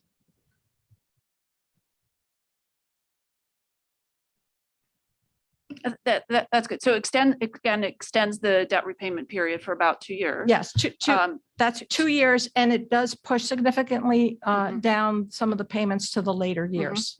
But frees up a substantial amount so that we can actually pass a balanced budget, and with a significantly lower tax burden than we've had in the recent years that I've been on the board, for sure. Yeah. So. And I also want to add that we noticed that this was a problem in our budget. We've also picked up on a few other things that are they're not as quick of a change as this will be. It's going to take some time, but we've identified some other areas where we think we can get budget savings. It's going to be a little bit more work, a little bit more time, but we are going to keep at that and try to get savings that way also. Thank you. I'll open it up to members of the board who may have questions or comments. Ms. I do Holbert. have a question. I have a question for you, actually. It's kind of related to when you were on the cliff slide, as we're calling it. Yeah. You mentioned when you were talking about how it's not good to go down, like we all look forward to our mortgages being paid off, as you kind of said, but for entities like a school district, that's actually not the best place to be in. And I was wondering if you could explain that just a little bit more. Sure. So I started this business in 1981. Sorry. So I started in 1981. School boards back then, up until Act 1, which was 14 years ago now. There you go. If you wanted to build a new building and it cost 10 mils to do that, this board could elect to raise 10 mils in 1 year. Okay. So there was never a problem if you were at zero, because you could put your hands on money immediately the next year. Taxpayers may not like it, but you could finance something in that way. Act 1, you now have an index that Mary just very appropriately went through. So if you got down to zero and wanted to build a building that, costs obviously money, you can never get there because your base is zero. Your index pretty much covers your other operating expenses on an annual basis, and hopefully some money for capital, but never enough to do a major building. So Act 1 has pretty much, I think there's very good things to Act 1. And I think there's some things that are probably detrimental to districts, especially when you have a tax base, as Mary just showed you, which is pretty much residential. It's a beautiful area. Okay. We pay for that. But to get to zero, while it may be the greatest thing in the world, you really would be hurting the future generations, because they wouldn't really be able to do anything building wise unless you went to referendum. You always have the right to go to referendum. Those states who have referendum don't do very well. Eventually they do when the building's falling apart. but they don't. So that's why there's probably a happy medium in here somewhere. And we've tried with this restructuring before you this evening, we've tried to come up with a number, okay, that is good now, but also gives you a little room that if you need to do something in the future, and that was in part of the presentation back in April, that you could actually add some debt into here because you start to fall off again out here. Okay, so this becomes our new run rate. And then, you know, we try to add on a little bit with new money, but not like adding on to here. Does that explain it? Thank you. Yeah. While I'm up here, any questions on any of the restructuring documents before you or what's required of the board at this point in time? Dr. Grundy? So just to confirm some of the terms, so prepayment at any time. Correct. Effective immediately after Correct. the refinance. Okay. Correct. And the current interest rate you said was The rate before us tonight, subject to some change, but it wouldn't be material, I don't think either way. Most of the time it stays right around the same, 3.33. okay. And the point at which the interest rate locks in. Upon your approval this evening. Okay. Okay, Mary will be sending the signed documents. She'll get signed tonight, sending them back to our office. We will be forwarding them first thing in the morning to the bank. The bank will then come back to us and confirm the 3.3 or something thereabouts. Yes. Okay, thank you. Other questions or comments? Thanks. Hi. Hi. I just had somewhat more of a comment that if I were a community member hearing this, I would probably be expecting to hear a lot of our board members asking a lot of questions, but I want to remind everyone that this is actually the third time that I've seen a presentation like this. The second time that I've seen you specifically, I think. And since I was at both of those meetings, there's been a lot of opportunities to ask a lot of questions and to have those questions answered in detail. So thanks again for the presentation. And I would encourage our community members to go and to see exactly what Ms. Martin talked about. Will be posted on our site so that you can also have that time outside of a presentation to digest all this information because it's a lot. But thanks. Other questions or comments? Mr. Henry? Thanks. Jen, I echo what you took the words right out of my mouth because I was thinking to myself, if you were watching this at home or here, you would be expecting a lot of questions back and forth, which we have had. So I can assure you, especially as a newer board member going through this budget process for the first time, we've had a lot of opportunity for Mary and Dr. Marseille and a lot of other people to kind of explain how this whole process works and to kind of get us to a place where we really want to be. So there have been a lot of questions and we've all asked a lot of them. Mary, I did have one easy question for you.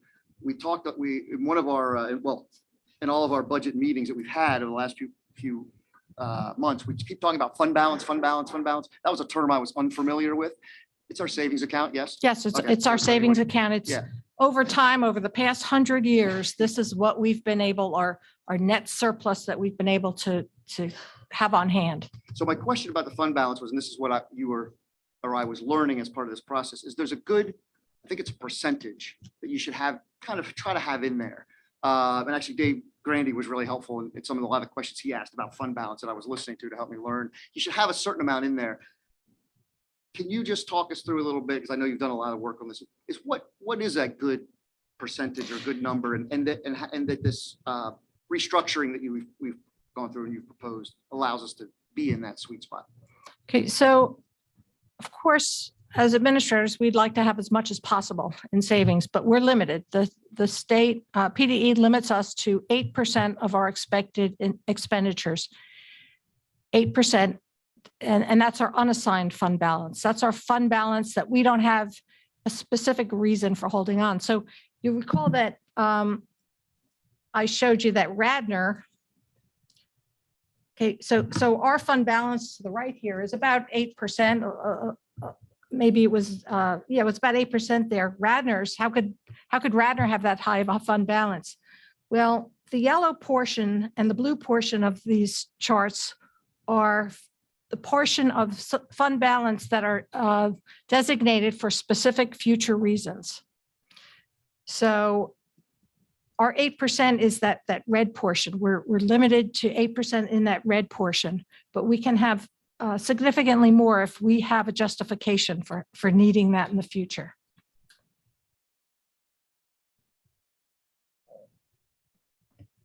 Answer your question. Yes, thank you. Okay. Thanks, Mary. Another question that we have pondered in committee meetings, at the proposed, looking at the proposed final budget, does that give us room in future years, not 2022, 23, but in future years, to be able to actually contribute more to the fund balance? This is a break even, what you put on the table tonight, but would it put us on a path to be able to return some money into the fund balance to build it up a little bit further, knowing we have a lot of capital projects, but hopefully we could do some without having to necessarily borrow more money for those? So the primary reason for the restructure is to address the structural deficit that we have each year. So this will take care of that. There may be years where we can find other savings, and that's why we want to look at other areas. And in that sense, we have even more wiggle room. Okay, so again, the restructure is to address this structural deficit that we are looking at each and every year for the foreseeable future. So I can't answer that for sure, but it gives us at least a shot at keeping taxes within a reasonable percentage or contributing to capital reserve. It gets us closer than what we have right now. Another point, you made this point very well, I think, in the slides that you shared in prior meetings that we've been in as a committee. But as a district, our families, we compare ourselves frequently to Radnor. Maybe it's the proximity, I'm not sure, but that differential is unbelievable when you look at that. That's $32 million more in a budget to serve 52 more students. Imagine what you could do with $32 million more dollars. I mean, the efforts that we have to go through to pass the budgets that we've passed that are eating into our fund balance while at the same time maxing taxes out. And what we've been able to do with that is pretty amazing when you think about it, but certainly not sustainable. And so again, I thank you for the work that you've done and the proposal that we have on the table this evening. Do others have any more questions? Ms. Whitsett? With the proposed debt restructure, the assumed tax rate is an increase of 2.4%. I brought this up to you when I did the presentation. So this is spread out over 5 years. So this is just for the 22-23 budget.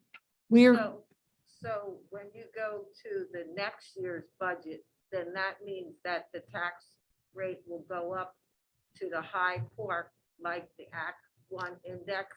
Not necessarily, but we're addressing the structural deficit. Saving money. Yes, we are saving money. Yep. So is there some kind of way that, like, can you explain that to the public, whether this is just a one-time break that they're getting, or will it stay below the tax index of 3.4%? So the index will change each year, and our expenses pretty much mirror what's going on with that index. Our expenses, if the Act 1 index goes up 3.4%, our expenses go up about that percent. So I can't say for sure that we're going to be able to come below that index year after year, but we have a much better shot at doing it than we do right now. Right now, we have no choice but to tax at the highest rate each and every year. think, Ms. Woodside, if I may, the modeling so that we could show a model with an assumption that went out multiple years, just simply took the 3.4% Act One index for 22, 23 and modeled that as a constant throughout the course of the multi-year period, I forget the 10-year period. It is not, just to show the impact of what the restructuring would be if that were to be the tax increase over all of those years. And again, as you said, it does not mean that we can't necessarily predict what that would be for following years at this point in time, because it's based on the rate of inflation and other factors as well. But it gives us a modeling simply to see what the impact of the proposal on the table would look like if there was that constant. Does that answer your question? Well, I just wanted to know whether the assumed, because it says assumed tax rate increase of 2.4%. So I just want to be clear that we're not advertising something that is not going to be obtainable.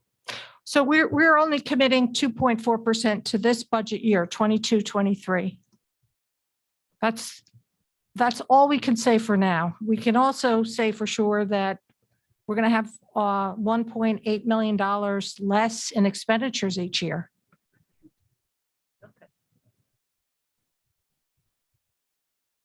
Any further questions? Ms. Holbrook? I just want to clarify. I think you said, that our as of right now, without the restructuring, our Act One index is 3.4, but our expenses are for the next budget year are expected to be 4%. So we are actually, and that's why we would have to spend some money from our fund balance. Is that what I think I caught that? Yes. And so I just wanted to, so, they're roughly the same, but they're actually running a little bit higher than the Act One index here. Is that correct? Well, we have, so our expenditures in the first example, without the restructure, were assumed to go up 4%. Right. That includes that high debt service. Right. That's what I meant, without restructuring. Right. And then I also just wanted to make a quick comment to thank you for all the work that you have done on this. I mean, it was a monumental job that you came into at the beginning of this school year, and bringing on this forecasting software, which we didn't have before. So when I started campaigning, I had heard that use of the fund budget or fund balance was an issue and needed to be addressed, but nobody really knew what was going to happen in the future. Nobody could make those assumptions and sort of run it in an easy way. And so this was just a revelation. And I just wanted to thank you for all the work that you've done. Thank you. I asked that question, but I know that the work that you put in and the changes that you brought about with helping bring us a budget that's obtainable with the fund balance and to be able to have extra money for student services and that. Yeah, and we have to always remember our taxpayers too, that they've been crushed for years and years. So we're trying to get whatever we can do here, we'd like to do for them. Yeah. So thank you. Okay. Any further questions or comments? None. Thanks again. We appreciate it.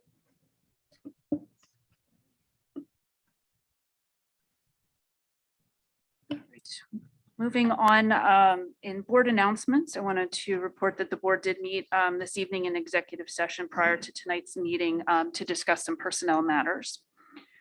That brings us to the time for audience recognition in response to items for action on tonight's agenda. So this is the time on the agenda where we give an opportunity for public comment for items that are on the agenda for voting action. We will have time later in the meeting for topics that are not on this evening's agenda. As a reminder, public comments a time for district residents and taxpayers to speak to the board about an issue that is before the board or may come before the board. It's a time for us to listen and hear perspectives and experiences from our community. While we can't always answer questions at the meeting, there's always an opportunity for follow-up after the meetings if there's a specific question for the district. Because we want to give people, as many people as possible, the opportunity to speak, we will continue to adhere to our 3-minute time limit. We'll give you a heads up if you're about to hit your limit, so that you can wrap up your thoughts. And once we hit the 3-minute time limit, I would ask that you try to finish up your final sentence so we can move on. So with that, is there anyone who would like to speak this evening about a topic that's on the agenda? If you could make your way to the microphone and just your name, first and last name, and the street on which you live.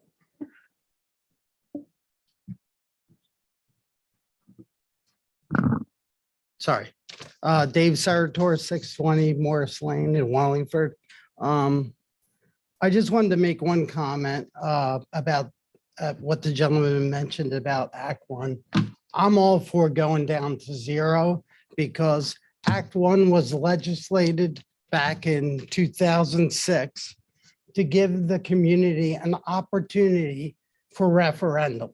So it gave more voice to the community members, especially if they thought their school boards or school districts were spending way more money than they could afford. So I'm not all, I mean, I understand what the comment that was made. I get it.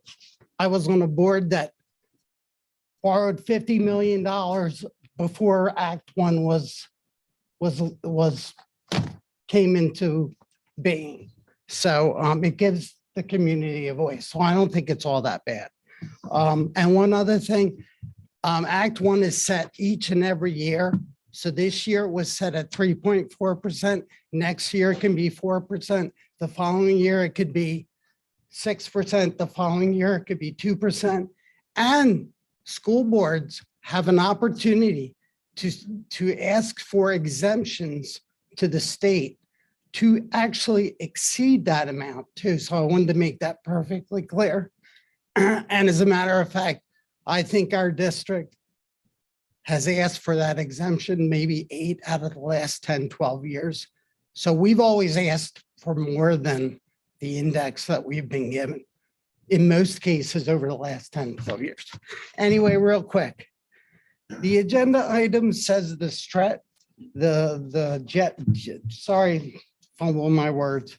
The debt restructuring can be up to 18 point something million.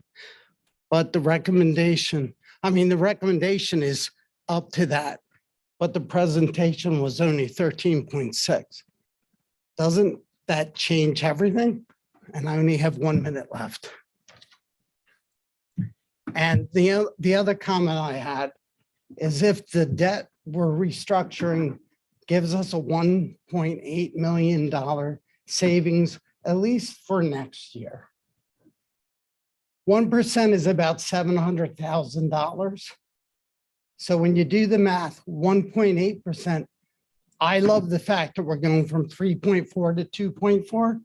But guess what? By my math, the 3.24 can be well under 2. As a matter of fact, closer to 1. And when you factor in also the 23 retirements that occurred this evening, I can imagine that number to be actually 0 with this debt restructuring. I just wanted to throw that out there tonight. I know I'm not going to get an answer from anyone, but I just wanted to make those couple of comments. Thank you. Thank you, Mr. Sarator. And I want to thank you too for being present in our committee meetings often and sharing your voice and giving us food for thought. So thank you for that. Are there others who would like to comment for items on the agenda for action this evening? As you make your way to the microphone, if you could again share your name, full name, and the street on which you live. Thank you.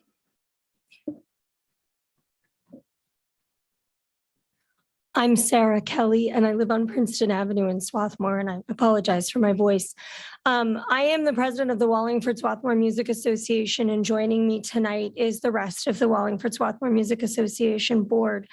We wanted at this time, when you're considering the budget and considering staffing changes, just to bring your attention again to the fact that the music department, more than maybe any other group in this school district, has done more with less. They have worked many overtime hours. They've worked evenings, they've worked weekends to create a marching band that is the largest in the state of Pennsylvania, to get 80% participation at the elementary school level in our music programs, to get 50% participation in our middle school and our high school programs. Countless constituents will tell you they moved or stayed in this district because of this music program. Tonight, we lost our chairperson. Well, happily, we get him for another couple months, but we're losing our chairperson, Henry Perlberg. He desperately needs to be replaced quickly and in kind. And it bears remembering that since 2017, with the death of Jack Hans and the simultaneous departure of Scott Keener, this music department has been operating down one full staff member, and yet during that time, they have continued growth. So we're just here to beg mercy for the staff, and I encourage you to take up quick hiring, to allocate enough budget so that we can continue a record of excellence while maybe doing more with just a little less. I'd like to add that I'm Billy Hodges from Princeton Avenue in Swarthmore, that as a alumni from 1990, I was part of the fourth year, I think, that the current music regime was teaching within the district. And those individuals from the time I was in high school were the most inclusive organization within the district. And I hope that we will consider that, reward that, and take advantage of the budget savings to maximize what we do with our music program, because it's about citizenship, it's about community, and it's about the arts, and it's about the soul of our district. So thank you.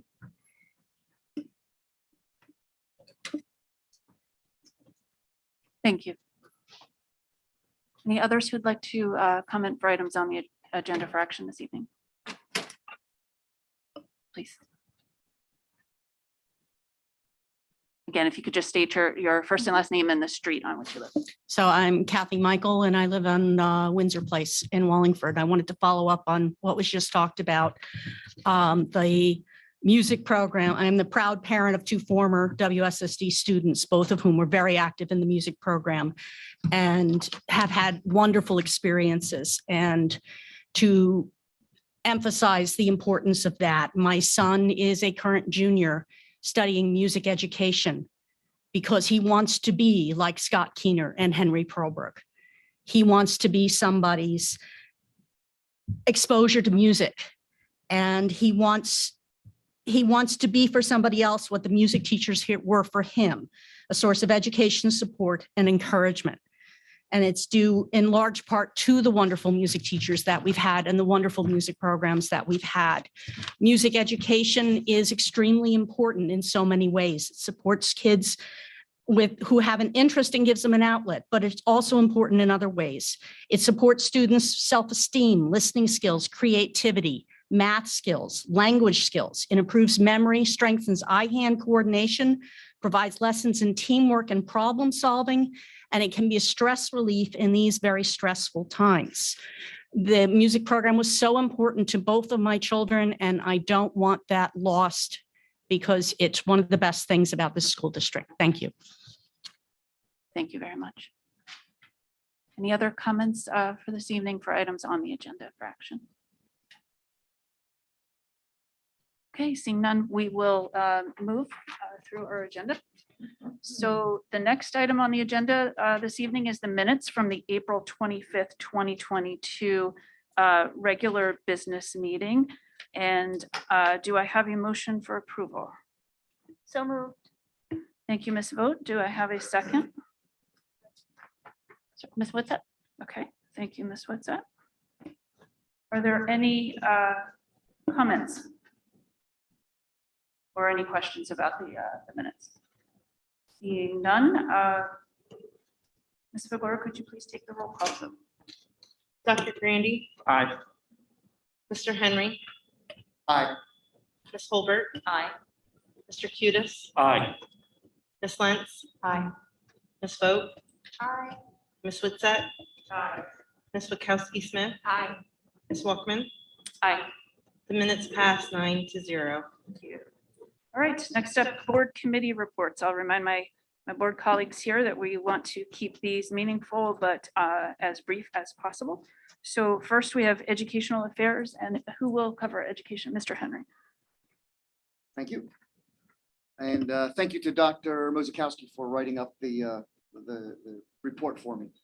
We held our Educational Affairs Committee meeting here in the middle school last couple Wednesdays ago, May 4th, 2022. Dr. Citrelli Jones explained the process of creating the comprehensive plan document that is a requirement for the Pennsylvania Department of Education. The comprehensive plan is a collaborative effort between administrators, parents, community members, and teachers, and begins with the identification of the strengths and areas of growth of our school district. This in turn leads to the development of 3 key goals with action steps for the continuous improvement of leadership, teaching, and learning. Dr. Jones demonstrated how the information from the meetings and district-based data is input into the portal that is provided by the Department of Education. The 3 goals identified in the comprehensive plan are standards-aligned curriculum, best instructional practices, and professional development. The plan was approved by the committee for a 28-day posting on the district webpage and at Helen K. Furness Public Library for public access. The public can make comments regarding the plan via email during the review period, after which the board will vote to approve the plan before submitting the document to the state. The WSSD comprehensive plan will help inform the work of the strategic plan set to launch in the 2022-2023 school year. So just anyone who's watching or anyone's here, this comprehensive plan goes to the state and it is posted for public access, both on the district webpage and in the Helen K. Furness Library. That's all I have. Thank you. Okay, thanks, Mr. Henry. Next up, facilities and finance, Mr. Cutis. On May 18th, the Facilities and Finance Committees met. In attendance were committee members David Grande, Kevin Henry, and myself. Other board members present were Kelly Walkman, Mary Jo Witowski Smith, Jennifer Lenz, and Wendy Vogt. Administration present were Superintendent Marseille, Mary Martin, Peter Koblende. Mr. Koblende conducted the facilities meeting. Mr. Koblende briefed the attendees on work accomplished the past month to include several bid openings, specifications prepared for hot water heater replacement and Trinity roof replacements, and the athletic fields spring season preparations. Mr. Koblende then reviewed the capital projects underway to include the swimming scoreboard replacement, which was completed. The west partial roof replacement, awaiting materials that are expected in June. Snack bar solar panels completed. The middle school electronic access control contract awarded, and the SRS basketball court turnstile contract awarded. Mr. Koblende then reviewed the current projects for bid to include the energy service contracts, which are in technical review right now. The high school asphalt maintenance recommended award to the lowest bidder, and the playground mulch replacement at SRS recommended award to the lowest bidders. One bidder for removing all of the mulch and the underlayment, and another contract to replace the materials.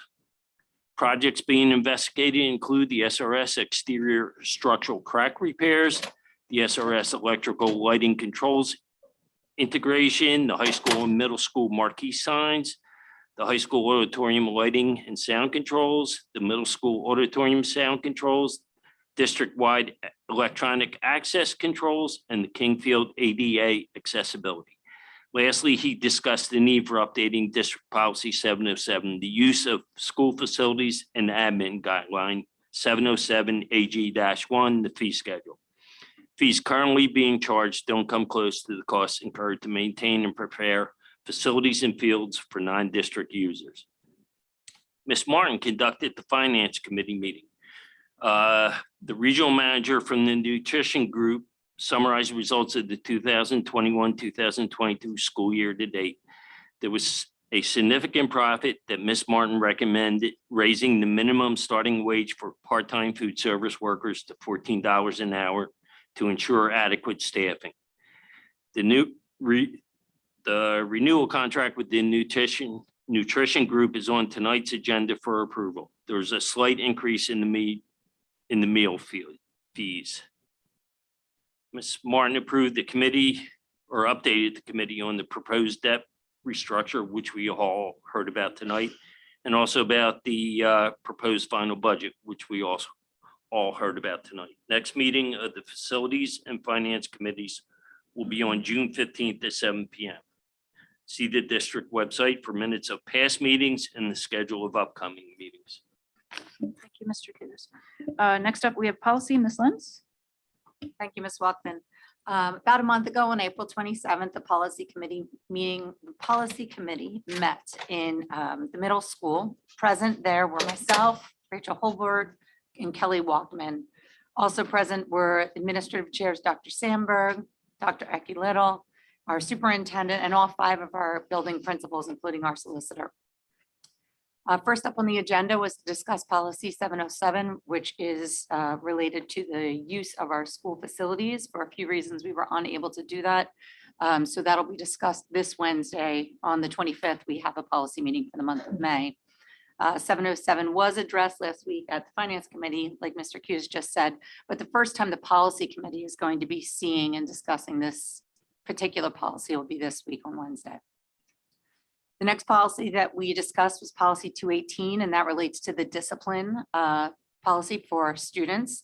The policy committee learned that all of our principals from each of our schools, so all 5 of them, have been instrumental in discussing and crafting some new thoughts and parameters for a new policy that will align with also our school's mission and how we're approaching students when it comes to discipline. Dr. Sandberg also went on to talk about a timeline where he plans to present other policies regarding his department, which is the Department of Student Services, because they directly concern student wellness and discipline and the legal rights of students with disabilities and others, which are obviously of a paramount concern for our district. We advanced policy 218 regarding discipline to be read for a second reading at this Wednesday's meeting on the 25th. Lastly, I presented a policy, a possible policy, number 237, which talks about, it's easy to refer to it as a cell phone policy, but really it's an electronic device policy. It's a little broader than just cell phones. And since we had all 5 of our principals there, it was great. We could have a discussion with them, get some feedback from them, and learn about their perspectives towards this possible policy that may be coming into our district. We also wanted to make sure that whatever policy comes forward with electronic devices, that it aligns with our discipline policies and also our mission of our district. It is the plan to bring that electronic device policy forward for a first read this Wednesday, again, May 25th. So there will be further discussion, and it plans to be a read for our committee to take a look at it and possibly advance it to the next June meeting for a second read. Dr. Marseille also talked about steps related to revisions for an attendance policy for our district. Again, as I stated a couple of times, our next policy committee meeting is May 25th in 2 days on Wednesday night in room B226 at our middle school. Thanks. Thank you, Ms. Lenz. Next, we have Pennsylvania School Board Association report. Ms. Witkowski-Smith.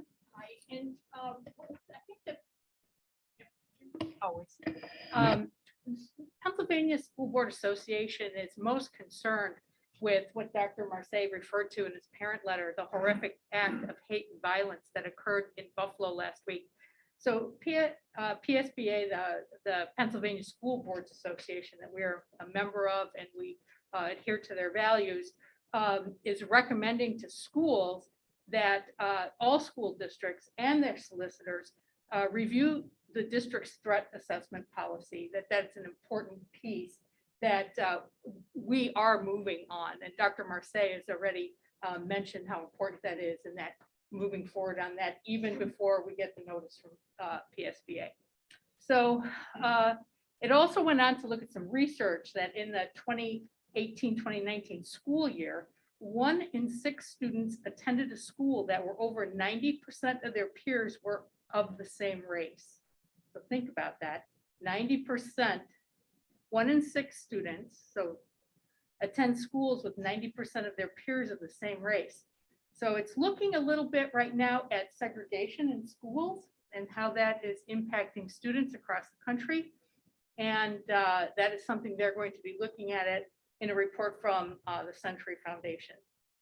So also that effective July 1st, 2025, just to let you know that Pennsylvania has updated their integrated science standards in grades K to 5.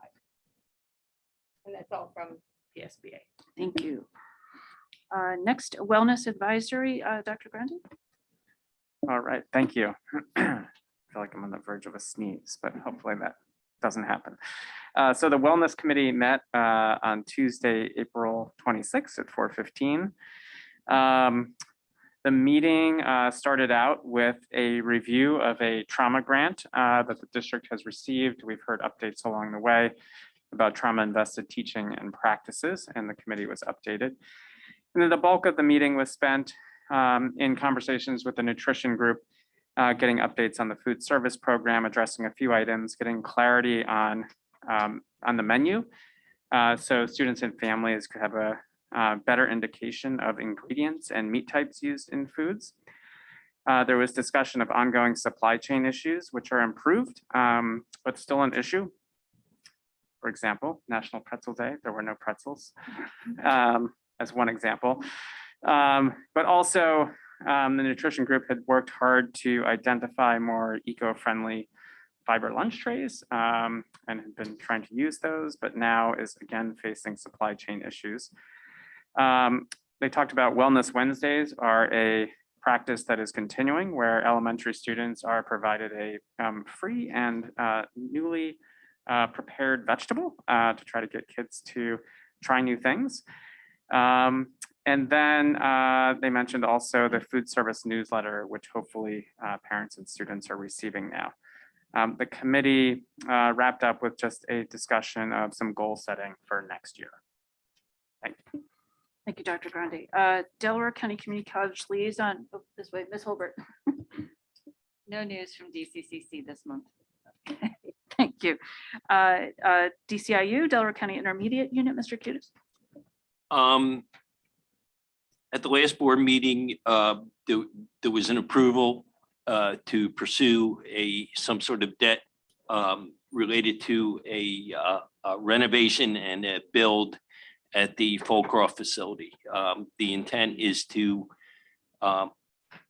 isolate programs in a certain part of the building or the complex. It's become more of a camp. It's going to be more of a campus than it is just a school building. So in the future, you won't have the opportunity to have, for example, Head Start classes next door to one of the technical high school trades. So that's what I had to report from the DCIU. Thank you. And finally, Delaware County School Board's Legislative Council, Ms. Whatsapp. Okay, thank you. All right, then that takes us to curriculum. We have one item for action. Sorry, hold on a quick second. Yes, we have one item for action in curriculum. We have the amended 2022-2023 school calendar that Dr. Marseille spoke about in his superintendent report. And so this is a change to the calendar that shifts, it reflects changes in the K-5 parent-teacher conferences and a full district closure on November 23rd. And then in addition, the last teacher day is moved to June 22nd. So as this item is as attached and described in the agenda. So do I have a motion? Thank you, Ms. Vogt. Do I have a second? Second. Thank you, Ms. Witkowski-Smith. Any discussion? None. Ms. Fagora, roll call vote. Mr. Henry. Aye. Ms. Holbert, Aye. Mr. Cutis, Aye. Ms. Lentz, Aye. Ms. Vogt, Ms. Witset, Ms. Witkowski Smith, Aye. Dr. Grandy, Ms. Walkman. Aye. Calendar passes 8-0. Oh, Next up- 8-1, I'm sorry. 8-0 to 1. Thank you, Mr. Zero. Abstention. Okay, thank you. Next, in personnel, we have 4 items for action in personnel. And are there any items on the list that anyone in the board would like to separate from the rest? Seeing none. Okay, first, we have in retirements and resignations, we have the retirement of Deborah Sweeney, administrative assistant at the high school, and the resignation of Teresa Ferry, special education teacher at West. In appointments, we have the approval of 9 appointments. We have Tabitha Duffy, assistant principal at the high school, Christina Lewis, supervisor of special education in the Office of Student Services. We have Leslie Schaud, supervisor of counseling and wellness, Office of Student Services. Katie Sullivan, certificated school nurse at Strathaven High School, effective for the 2022-2023 school year. Jennifer, is it Gobi, certificated school nurse at SRS. Brianna McGrody, speech and language pathologist, district-wide position. Krista Sudal, long-term substitute, 3rd grade at West. We have John Eccles, substitute bus driver. Kara Marciano Walls, administrative assistant at the high school. And that is the complete list. We have salary status correction as listed in the agenda. We have the approval of 6 changes of assignment, also as listed in the agenda. We have the approval of 6 leaves of absence as listed in the agenda. We have the approval of additions to the 2022 summer school program appointment list as stipulated. We have the approval of a change of retirement date for 1 individual as listed. All items in this section are as attached or described in the agenda. Do I have a motion? I have one question. Yes. Oh, I'm sorry. Yes. That's okay. Ms. Walkman, when they talk about summer school, that is different than that Explorers program, is that correct? That's correct. Dr. Marcy, would you be able to comment on that a little bit? The summer school versus. Our summer schools are extended school year service for our students, known as ESY. Thank you. Thank you. Any other questions or comments on this section?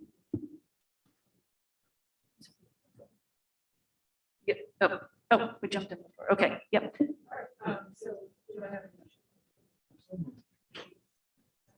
Second. Any discussion?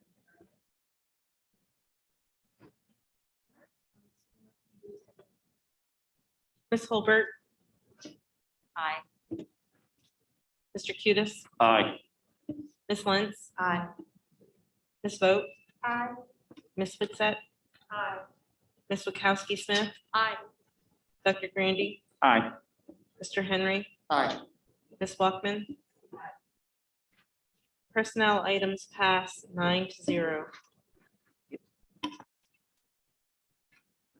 Yeah, Dr. Mercer. Yeah, I just wanted to thank the board for their vote. There are 3 individuals who are here tonight. One we know very well, and I'm staring at her over there and she's looking at me.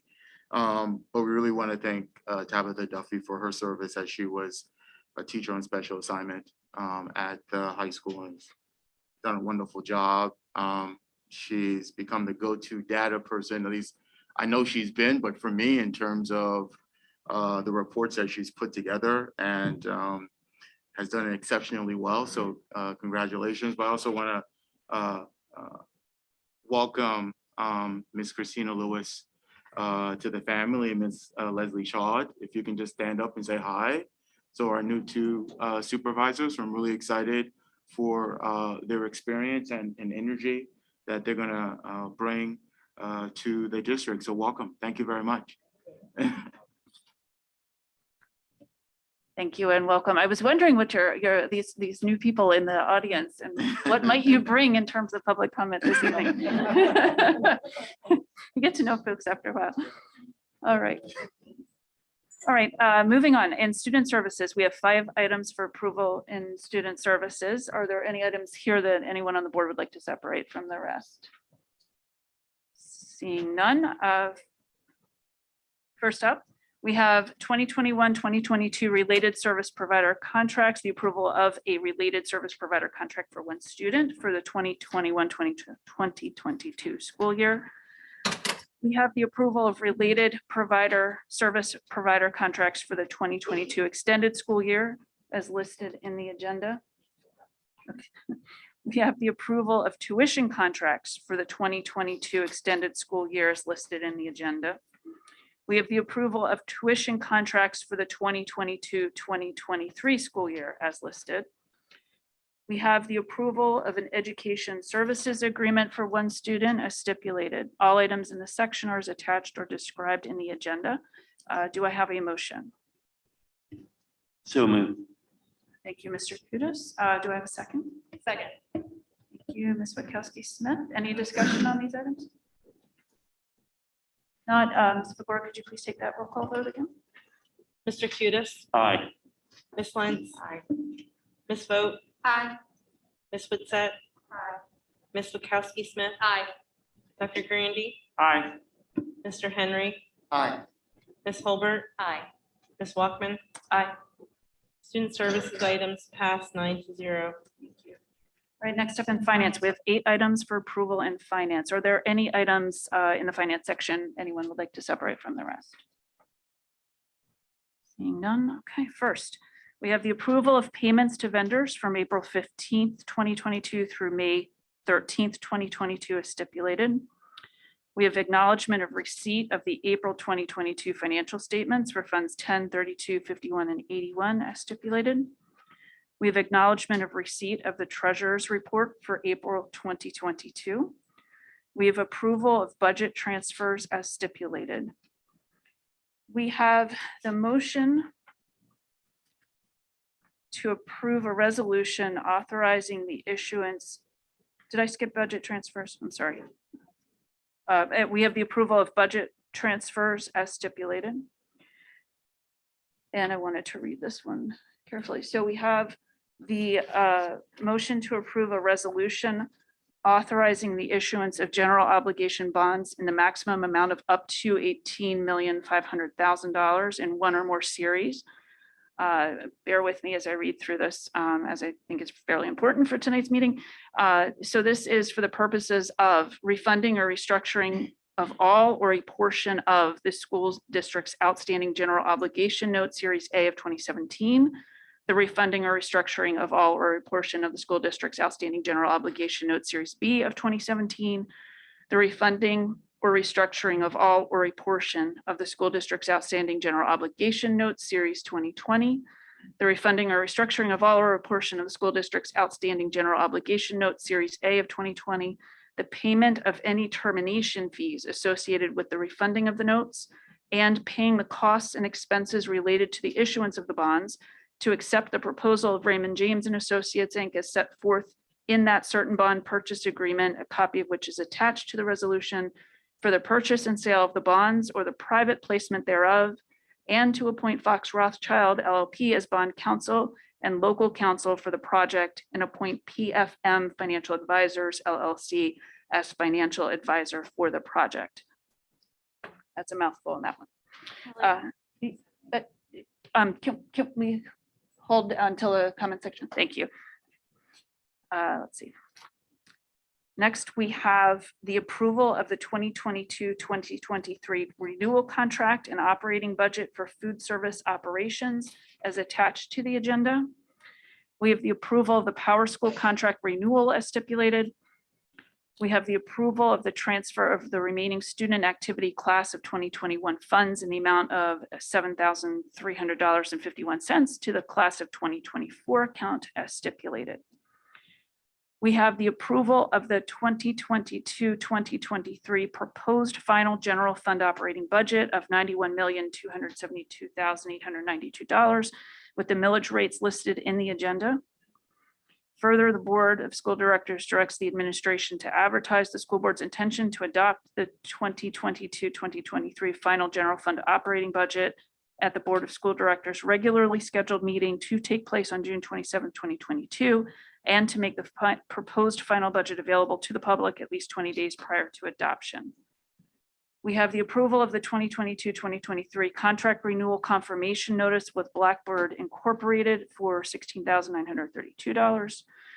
We have the approval of the award of a contract to AF Damon to seal coat and line stripe the high school roadways and parking lots. The contract amount of $47,965 is to be paid from capital reserve funds. All items in this section are as attached or as described in the agenda. Do I have a motion? So moved. Thank you, Mr. Kudis. Do I have a second? Second. Thank you, Dr. Grande. Discussion. Ms. Holbert, did you have a Yes, discussion? there we go. Sorry. No problem. Never having done that before. I would like to propose if we go back in time and disengage and talk, just like vote separately on both the debt restructuring and also the proposed final budget. I would like to propose that we separate those out and vote separately, just because they are so significant. But so what do I need to do? So Mr. Kudis moved. Right. Sorry. So Can we withdraw that motion from? I withdraw the motion. sorry, I'm not. Thank you, Mr. Kudis. Thank you. All right, so which items were they? They were the proposed item I and debt restructure is item E. E. Okay, What item was that? I and E. Okay. Could I have a motion for approval of items A? Whoops. Give me a second. I'm going back through the. Okay. Could I have a motion for approval of items A, B, C, D, F, G, H, J, and K? So moved. Thank you, Ms. Lentz. Do I have a second? Second. Thank you. Who was that? I'm sorry. Ms. Vogt. Any discussion on those items? Okay, seeing none. Ms. Fagor, could you please take the roll call vote? Ms. Lentz? Aye. Ms. Vogt? Aye. Ms. Witsett? Aye. Ms. Witkowski Smith? Aye. Dr. Grandy? Aye. Mr. Henry? Aye.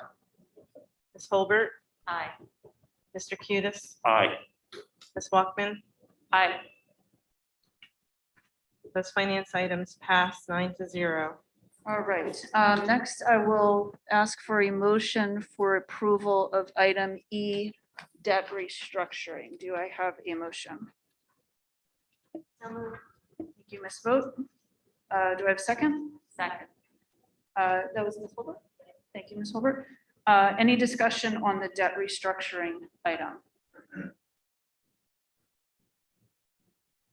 No need to read it again. Okay, okay. If I could, I would like to ask a quick question, and this is follow-up into Mr. Sartor's question. So this authorizes the issuance of bonds up to 18.5 million. Thank you. The presentation was less than that. We modeled less than that. I think was it 13.5? I'm looking through. It's going to be around 14 million. 14 million. Yes. And so, could you just comment on the question from Mr. Sarator about how does that? Yeah, so basically, there's several debt issuances being retired, and there had to be a range of dollar amounts on each one for things like amortization or payments that are in transit. So each one had a range of payments. And when you look at them all together, they wanted to have enough leeway so that they were never going to exceed that amount. But the amount is going to be about 14 million.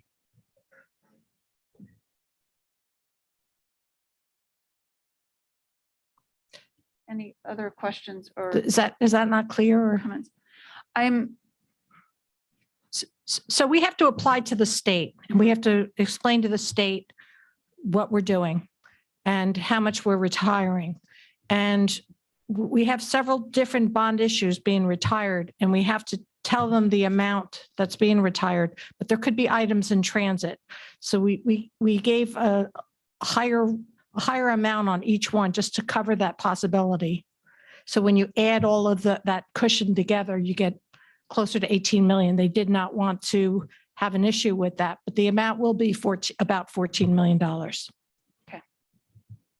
And then, so what we would actually go to the market with is we believe right now is 14. It gives us some leeway in case something unexpected. Yeah, and there's actually a document that you'll sign with more with more specific terms. We actually just got that document this afternoon, and that amount now it's 15 million. So it's come down. It's more specific.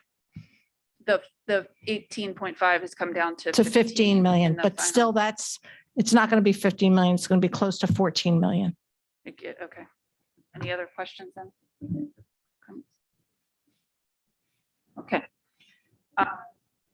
And with that, Ms. Figueroa, could you please take the roll call vote on the debt restructuring item E? Sorry. Yes. Item E. Ms. Vogt. Aye. Ms. Witset. Aye. Ms. Wachowski Smith. Aye. Dr. Grandy. Aye. Mr. Henry. Aye. Ms. Holbert. Aye. Mr. Cutis. Aye. Ms. Lentz. Aye. Ms. Walkman. Aye. Finance item E passes 9-0. All right. And then next I would like a motion for finance item I, 2022-2023 proposed final budget. Do I have a motion? So moved. Thank you, Mr. Cutis. Second. Second with Ms. Witset. Right. Any questions or comments on this item, Dr. Grande? Again, I think that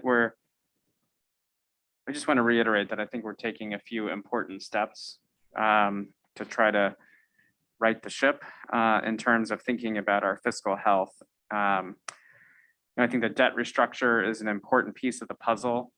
As Ms. Martin illustrated earlier, as was mentioned, we've had extensive conversations about this in the Finance Committee. I do want to comment that, as we look at our long-term budget outlook, as much as I would love to raise taxes even less, we do have to acknowledge that we do have this 1 year of revenue right now from federal ESSER funds, and we don't want to paint ourselves into a corner a year from now where we're facing another structural deficit. And we also at the same time need to really spend the time, and I know Dr. Marseille and Ms. Martin have indicated this, but spend the time to take a fresh look at our capital plan. A lot of those estimates were done in a pre-inflationary environment, and I think we need more precise cost estimates to try to understand what our capital needs are. I fully anticipate we'll need to borrow money again in the future, and we've left ourselves some leeway to do that for some of the larger projects. But there are a lot of smaller scale projects that, frankly, as we've learned month after month after month in our facilities meetings, are the result of a lot of deferred maintenance that's gone on over time. And I think we need to make sure we're beginning to address those needs. So, it's a long way of saying I support the proposed budget. I think we have a little more work to do over the next month leading into the Finance Committee meeting to try to understand carefully the implications as we get the final terms on the debt restructure and start to model out some different projections over this next 5 to 10 year period to understand the full fiscal impact on our budget. So, thank you. Thank you, Dr. Grande. Any other comments or questions? Thank you. All right, excellent. Ms. Figueroa, could you please take the roll call vote?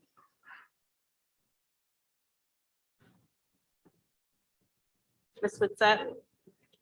Aye. Ms. Wachowski Smith? Aye. Dr. Grandy? Aye. Mr. Henry? Aye. Ms. Holbert? Aye. Mr. Cutis? Aye. Ms. Lentz? Aye. Ms. Vogt? Aye. Ms. Walkman? Aye. Finance item I passes 9-0. All right, next, that takes us to other, and we have election of board treasurer. So pursuant to section 404 of the Pennsylvania Public School Code of 1949, as amended, the Board of School Directors must each year elect a treasurer for a term beginning on July 1st. The individual selected by the board at this time will serve from July 1st, 2022 through June 30th, 2023. And so at this time, we'll move to nominations for election to board treasurer. May I have a nomination for board treasurer? I will move, Mr. Kudus.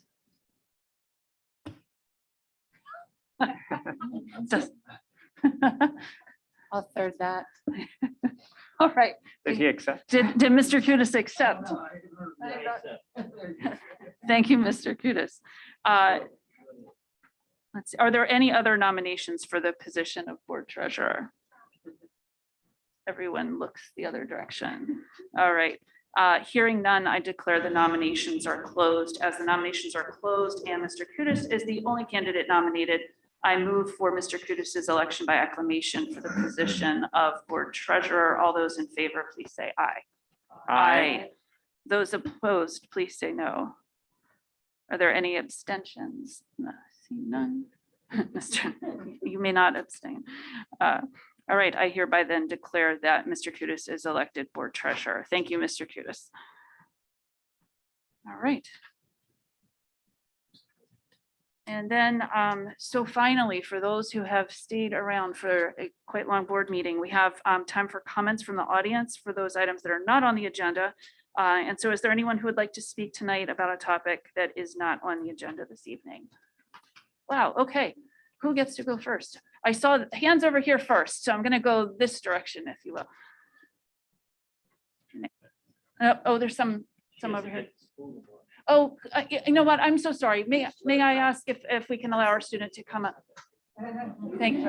I'm so sorry. You know what? We have to make something to bring our attention to when we have students here, so we can bring you to the front of the agenda. If you could just say your name, first and last name, and the street, just the street that you live on. Just your street, first and last name.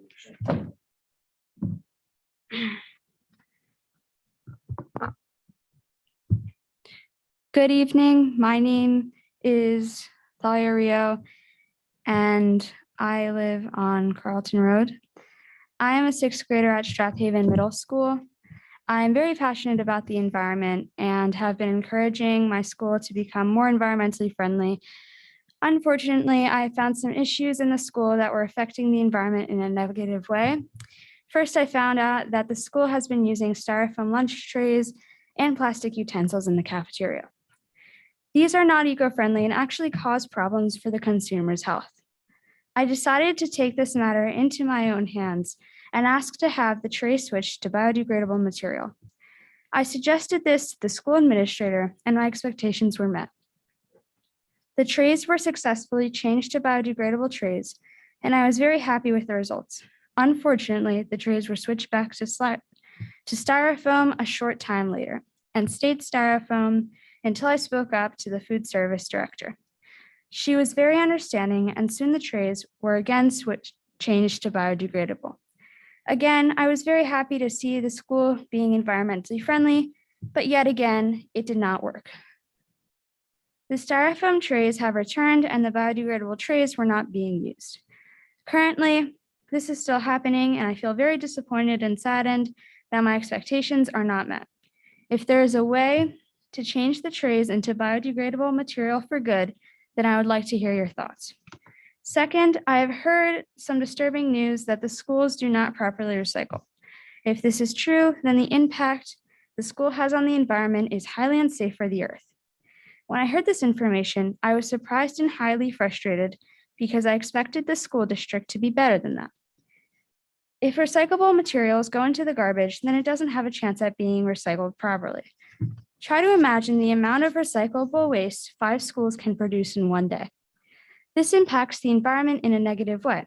If what I heard is true, then the schools are not working hard enough to make a sustainable environment for their own students. Finally, I would like to know why WSSD switched back to styrofoam trays and if they are properly recycling their recyclable materials. If they are recycling, then whose job is it to make sure the staff is doing it correctly? Why has WSSD not made the effort to help the environment?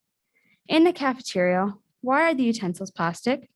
As a young person responsible for the future, why won't my school make environmentally friendly decisions for my generation? If there's a committee on this board that oversees environmental responsibility for their school, is there a committee on this board that oversees the environmental responsibility for their schools? If not, I would like the board to consider taking the necessary steps to prevent these types of unforgivable mistakes that will directly affect their own students' futures. Thank you for your time. Thank you so much. What is it, Ms. Rio? Rayo? Rio, thank you so much for coming tonight and for speaking to the board. I know that we don't normally respond right in the moment to comments, but I think that an exception should be made when we have students. And so I know that we actually, Dr. Grande reported on a small portion of what you brought tonight with respect to the Wellness Advisory Committee. And if I could put Dr. Grande on the spot and then Dr. Marseille, perhaps you can chime in here too. Can you comment a little bit more about what you learned with the styrofoam, I think particularly? Yeah, and maybe Ms. Figueroa could help me out here, but I know that there were some supply chain issues that the nutrition group talked about that led to some of the styrofoam coming back. I don't know where that currently stands and if they've updated us. So what Kristen Matheson told us was that they were able to switch out the trays since they were back in stock at the time. However, about a month ago, the fiber trays were back out of stock, and the only trays they were able to get were the styrofoam trays. So they're still facing some supply issues regularly.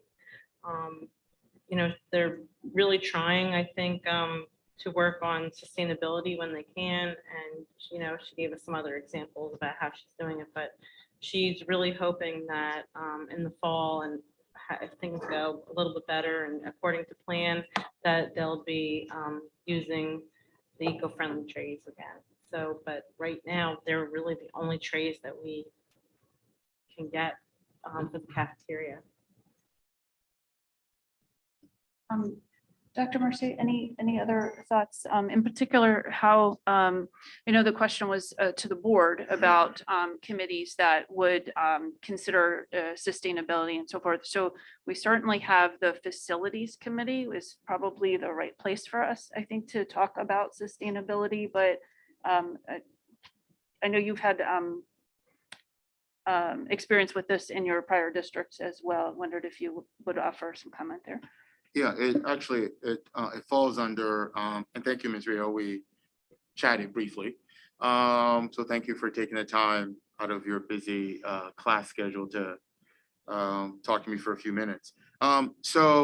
Yes, I am to echo Ms. Figueroa's statements with regards to our commitment to move forward with sustainability. And unfortunately, the supply chain had created us moving back. I do have to investigate, though, the plastic forks and knives I did not follow up on that. I don't know where we are, so I don't have a response for you, and we can follow up with our nutrition group. I do know that with regards to sustainability, it falls under two umbrellas. Obviously, operations, and the fact that, and it also falls on the ed side in terms of bringing awareness, right? So you can put recycle bins everywhere in your building, but if you're not educating individuals about what the appropriate receptacles should be, then that's what creates contamination. So what you're seeing in some of the schools is we need to provide a much more robust educational system and to bring awareness to all of those who use the building, because there are times where you have two bins sitting right next to each other. And though one is color coded, individuals tend to just throw that.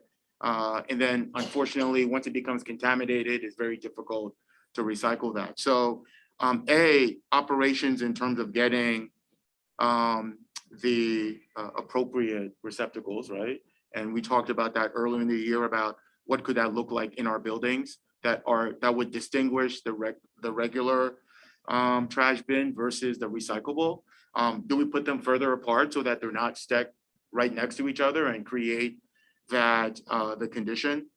So operations plays a part in that, but there's also an education piece to that, and the idea in which through curriculum design, through activities, via the ed office, how do you students like yourselves who start really young, but even at the elementary level in terms of ways to find that. So when at Lower Merion and Cheltenham, when we began a much deeper dive in sustainability, we did incorporate two aspects of that: the operation side, and we also the instructional side. Matter of fact, in one district, we hosted a sustainability day. So the entire day was devoted to sustainability. We brought in 7 to 8 partners across Montgomery County to help students better understand that. There was a school-wide assembly that spoke about that. Then there were really short little modules that students were able to go and talk to individuals who are in the industry and what that looks like and what role they can play. So I'm eager to think about ways in which that worked well for that previous district. Doesn't necessarily mean it worked well here, but it was a really fun, engaging activity. But it was a launch and a kickoff to much smaller campaigns throughout the year. There were also opportunities to embed in the curriculum with regards to current construction projects, right? So students were able to go to particular renovation sites when we're doing renovations to talk about what equipment or what supplies we're using and how are they green and sustainable. So there are ways in which we incorporated both in the instructional side and the operation side as well.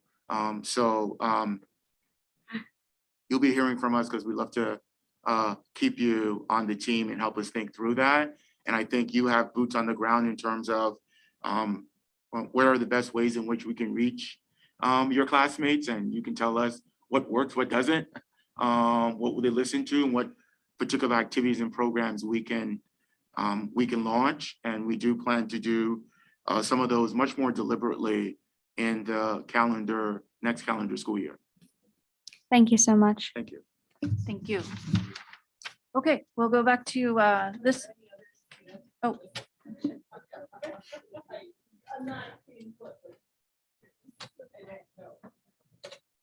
I'm sorry, I couldn't figure. Oh, it was, I couldn't figure out where the voice was coming from. No. Are you sure? You sure? Okay, all right. Okay, thank you. All right. He's a regular, so he's fine. He knows what he's up for. Again, if you could state first and last name and street on which you live. Sure. I'm Colleen Casey-Vachel, and I live on Windsor Place in Wallingford. Hi, and first I want to thank you for all you do for the school and the community. Michelle and I are here today to ask you to liaise with the high school on behalf of the students and parents of the class of 2022 and the larger Wallingford-Swarthmore School District community to make the car parade part of events for the class of 2022 and classes going forward. Mindful of the time limit, Michelle and I are teaming to communicate our message today. So when my time ends, Michelle will pick up where I left off. There are a number of reasons the car parade should be a part of the graduation events. First, the car parade is a wonderful event that brings the community together. I attended the last two parades, and it was wonderful to see the broad and diverse community participation celebrating the graduates. It's no secret that there is a lot of division within our community. So taking away an event that actually brings the community together in a positive way does not make sense. The parade also allows taxpayers to see the fruits of their tax dollars, as some seniors highlight their college or other postgraduate plans. It promotes excitement amongst the younger community as they watch the seniors go by and think, this will be me in however many years. It provides an opportunity for the seniors to share and celebrate their accomplishments. Second, in addition to the positive community impact, the class of 2022 and their families want the parade. We have spoken to a number of seniors, our sons Jackson and Aiden included, and each one of them said they were looking forward to the parade and plan to participate. These students have lost so much of a normal high school experience. They miss sports seasons, band events, theater performances, dances, and countless other group and class activities. Please don't deprive them of this celebration. Third, special education students may have challenges participating in some of the traditional pre-COVID graduation practices. The parade is completely inclusive and every graduate can participate. Fourth, the parade is free, of course, setting aside the current cost of gas. Again, making it an inclusive event. Fifth, each member of the class of 2022 receives only 5 tickets to graduation. There's no limit on who can participate or attend the car parade. Sixth, the community wants the parade. Seventh, COVID has been hard on everyone, and almost everything associated with COVID understandably draws a negative connotation. Wouldn't it be nice if we were able to look at the parade and highlight that as something positive that's come out of the last 2 years? Eighth, all of the work to plan the parade is done. All we need is for the school to agree to sponsor the parade. I recognize that last point sounds a little weird, so I'll give you a bit more background. You want to pass off to your colleague as she finishes? Yep, sure. Yes. Great, thank you. So as mentioned before, my name is Michelle Cusano. I live at 215 Governor's Drive in Wallingford. And my son Aiden is part of the class of 2022. As Colleen mentioned, she realizes this last point sounds weird, so we'll give you a little bit of background here. In January, Colleen started and sent an email, Drs. Hilden and Marsai, and Miss Duffy sharing her opinion at that time that the parade should be a forever graduation tradition. In that email, she offered to lead a parent committee organizing the parade to take the work off of the school's shoulders. The email was ignored. She followed up several times over the course of the next 3 months and only received a cursory placeholder reply to one of her follow-ups. On April 20th, Dr. Hilden sent an email blast announcing the official graduation events, and much to our disappointment, the parade was not on the list. She again contacted the school to understand the rationale behind the decision to discontinue the parade and to explore alternate paths forward, given the overwhelming support for the parade.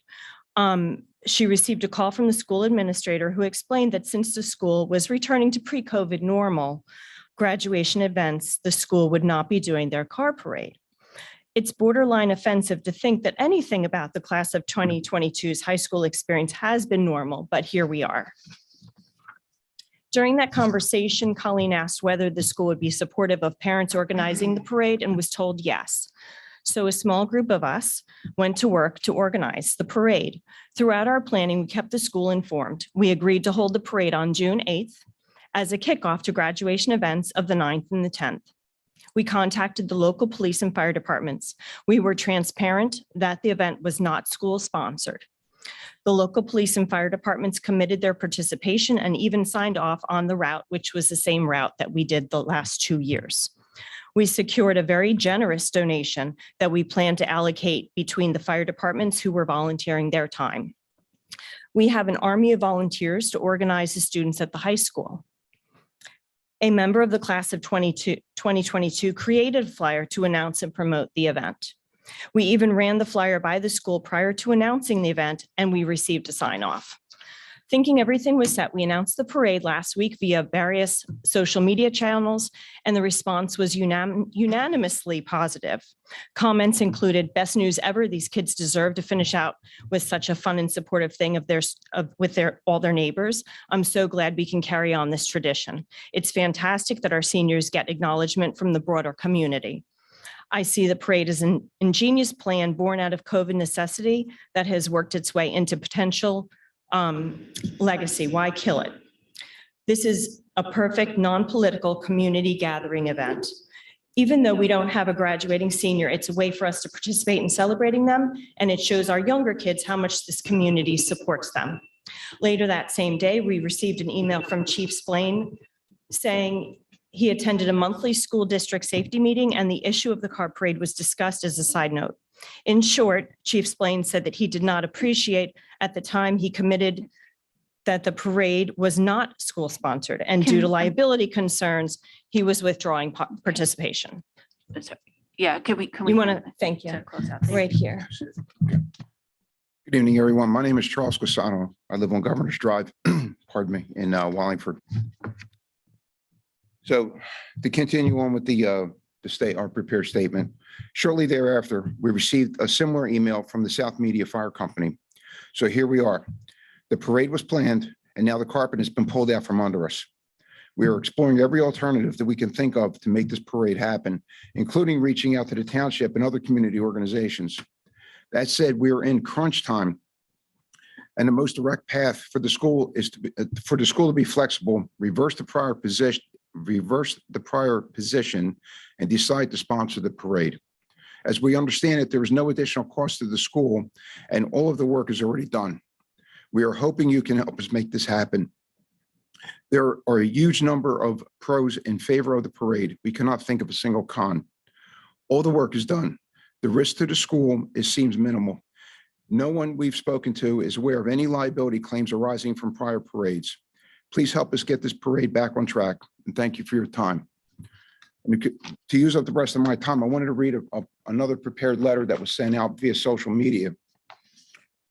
And today, as of today, we have 106 digital signatures attesting to this. And I want to read it to everyone here. To whom it may concern, we're writing to express our disappointment and sadness that the senior car parade may be canceled for Strathaven class of 2022. The car parade is not only an important event for the students and their families, but also members of the community. The parade is an opportunity for members of the community to see the fruits of their tax dollars and hard work of their young community members in a tangible way. This connects not just the students and their families, but our entire community, and is celebrating our accomplishments of our seniors and the hard work of the Wallingford-Swarthmore School District. Lastly, considering the limited capacity of the graduation ceremony, the parade also gives friends and family members who cannot attend the graduation ceremony another opportunity to celebrate the seniors as a group. We do hope that the school district will reconsider their position on this matter and fully support the parade that is important to so many of us. Sincerely, I'm not going to read every name, but there's 106 people who signed on to this letter. Thank you. Thank you. Next.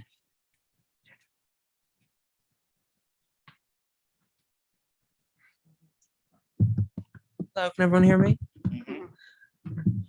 Good evening, school board. I'm Robert Cristaldi of Putnam Boulevard in Wallingford. I'm a senior at Strathaven High School. I know both Jackson and Aiden. And as a member of the class of 2022, thank you for all your work on the car parade. I was very much looking forward to it, and I'm sorry to hear that's been canceled. This is my 12th and last time addressing the board. Thank you for giving me a platform over the last year and a half to voice the opinion of mine and so many others. Since I'm leaving the district next month, I'd like to provide some suggestions for the board to consider moving forward over the next few years. Cristaldi, you're an honorary member. You get to come back. Okay, thank you. All right? Firstly, COVID-19. We've dealt with coronavirus for more than 2 years, and it's destroyed our family and our community. I'd like to see the district end everything related to COVID-19 starting next school year. Quarantine requirements, testing requirements, masking requirements, and contact tracing, as I called for at the end of last summer. The best thing we can do for the students is let them live the lives they deserve. As for the 2022-23 budget, the answer seems pretty clear. If we can't raise our revenues, then we got to reduce our expenses. I'm not a financial expert, but that's basic math. Restructuring debt, it's been approved, but just note it only pushes it down to the early 2030s when the board at that time discusses the same problem. I get it's a tough call. Inflation rose 8.3% from April of 2021 to April of 2022, while taxes can only be raised 3.4%. I mean, I say only, that's still a lot. I'm probably not going to be the only one here to say tonight that I understand the situation that you're in. Next, the school board needs to meet more than twice a month, or more than once a month. It's clear once a month the meetings are too long and reduces the transparency of the board. Committee meetings should be live streamed for the public to view, and public comment should be increased to at least 5 minutes from 3. I'd like to see the role of the student representative expanded. She should be valued as just as much as every other member on the board. And it's clear it's not happening right now because she didn't even have a microphone. I'm not sure what that's supposed to look like, but I've been disappointed so far. Finally, while I have everyone's attention, I know many of my former teachers are watching, and I want to thank you all for your instruction, caring, patience, and love. I've got a lot of that over the last 13 years. Too much to recount here this evening, but the enduring lesson through the years is this. Fighting for what is right is worth it. I've learned that at 2 years at MPE, and then again 3 years at SRS, 3 years at the middle school, and then 4 years at the high school. Thank you for everything I learned from all of you, and from past board members, from every teacher I've had. I hope at least one of you has learned a little something from me. It's in that spirit I say thanks for all that I have learned from you. It's been my richest reward. Thank you and goodbye. Be seen again. Thank you, Mr. Cristaldi. We expect big things for you. I hope to see you someday in politics, honestly, knowing what you're going to be studying. So, and thank you. Maybe not politics and more advocacy. Okay. Because that sometimes They get- can go together Yes, occasionally. yes, they can, but I do want to say to Robert that I've had the tremendous amount of respect for Cristaldi. And in our public conversation, in our private conversation, he embodies for me, though we may agree to disagree on a number of issues, but the reality is that we can engage in conversation about those particular disagreements, where he is able to express his perspective unapologetically, right? And he's able to receive that as well. And it is testimony to what I believe every student should be able to do and demonstrate as they walk out this door, and be very confident in their beliefs and their values and their opinions, and be willing to share that in a meaningful way, and allow your heart to open to others as well, even though you may disagree. And he's done that fabulously. And I think that those particular traits, along with 50 million more, are just going to take him really, really, really far. So I wish you had tapped someone on the shoulder before you left to have them come back. But I've said this before, I welcome that student voice and that student perspective, and that level of commitment. And I said this in mild irritation one day. I was like, well, you show up every meeting.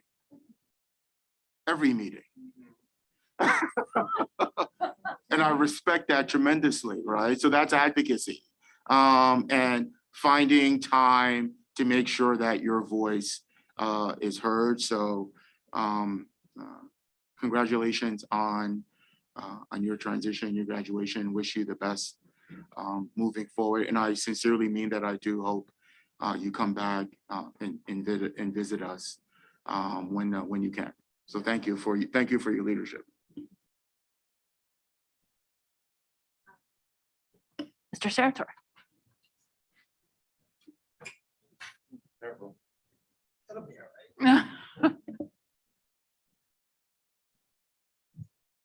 Dave Sarator, Morris Lane. I generally don't dress down this much when I come to a school board meeting, but I wore this shirt. I wore this shirt on purpose because you can get a chuckle out of it. And one thing I wanted to say, as a former school board member of over 10 years, I won't say over, I appreciate all the work that you put in to being a school board member, the expense of running, the time you spend here, the decisions, the hard decisions you have to make. But I miss the old days. And what I mean by that is we put on our agendas, policy 903, at the beginning and at the end. And we spell it out as to what the folks here can or cannot do. I miss the openness of the board, the administration, and the ability to speak to the public when they came up to this mic when I was on the board. Meetings, I know this is long, but meetings used to last till midnight. And we were tired, but we heard the voices and we tried our best to address them. I mean, tonight, one of my questions had to be asked through a board member to come back. It was silliness. We need to open up and be more transparent like we used to. And I also advocate, as this young man said, back to 2 meetings. The first one talks about what we're suggesting to do in the second meeting at the end of the month. And the community at least has a shot to know what we're talking about, what we're feeling, and what we may vote up or down. I miss the 9th planet. Pluto's still there for me. Thank you. Thank you, Mr. Sarator. Anyone else like to provide comment this evening? Any others? Okay. Do we have any old business then this evening? Any new business this evening? Okay, then with that, I want to thank everyone for sticking with us this evening. And with that, this meeting is adjourned.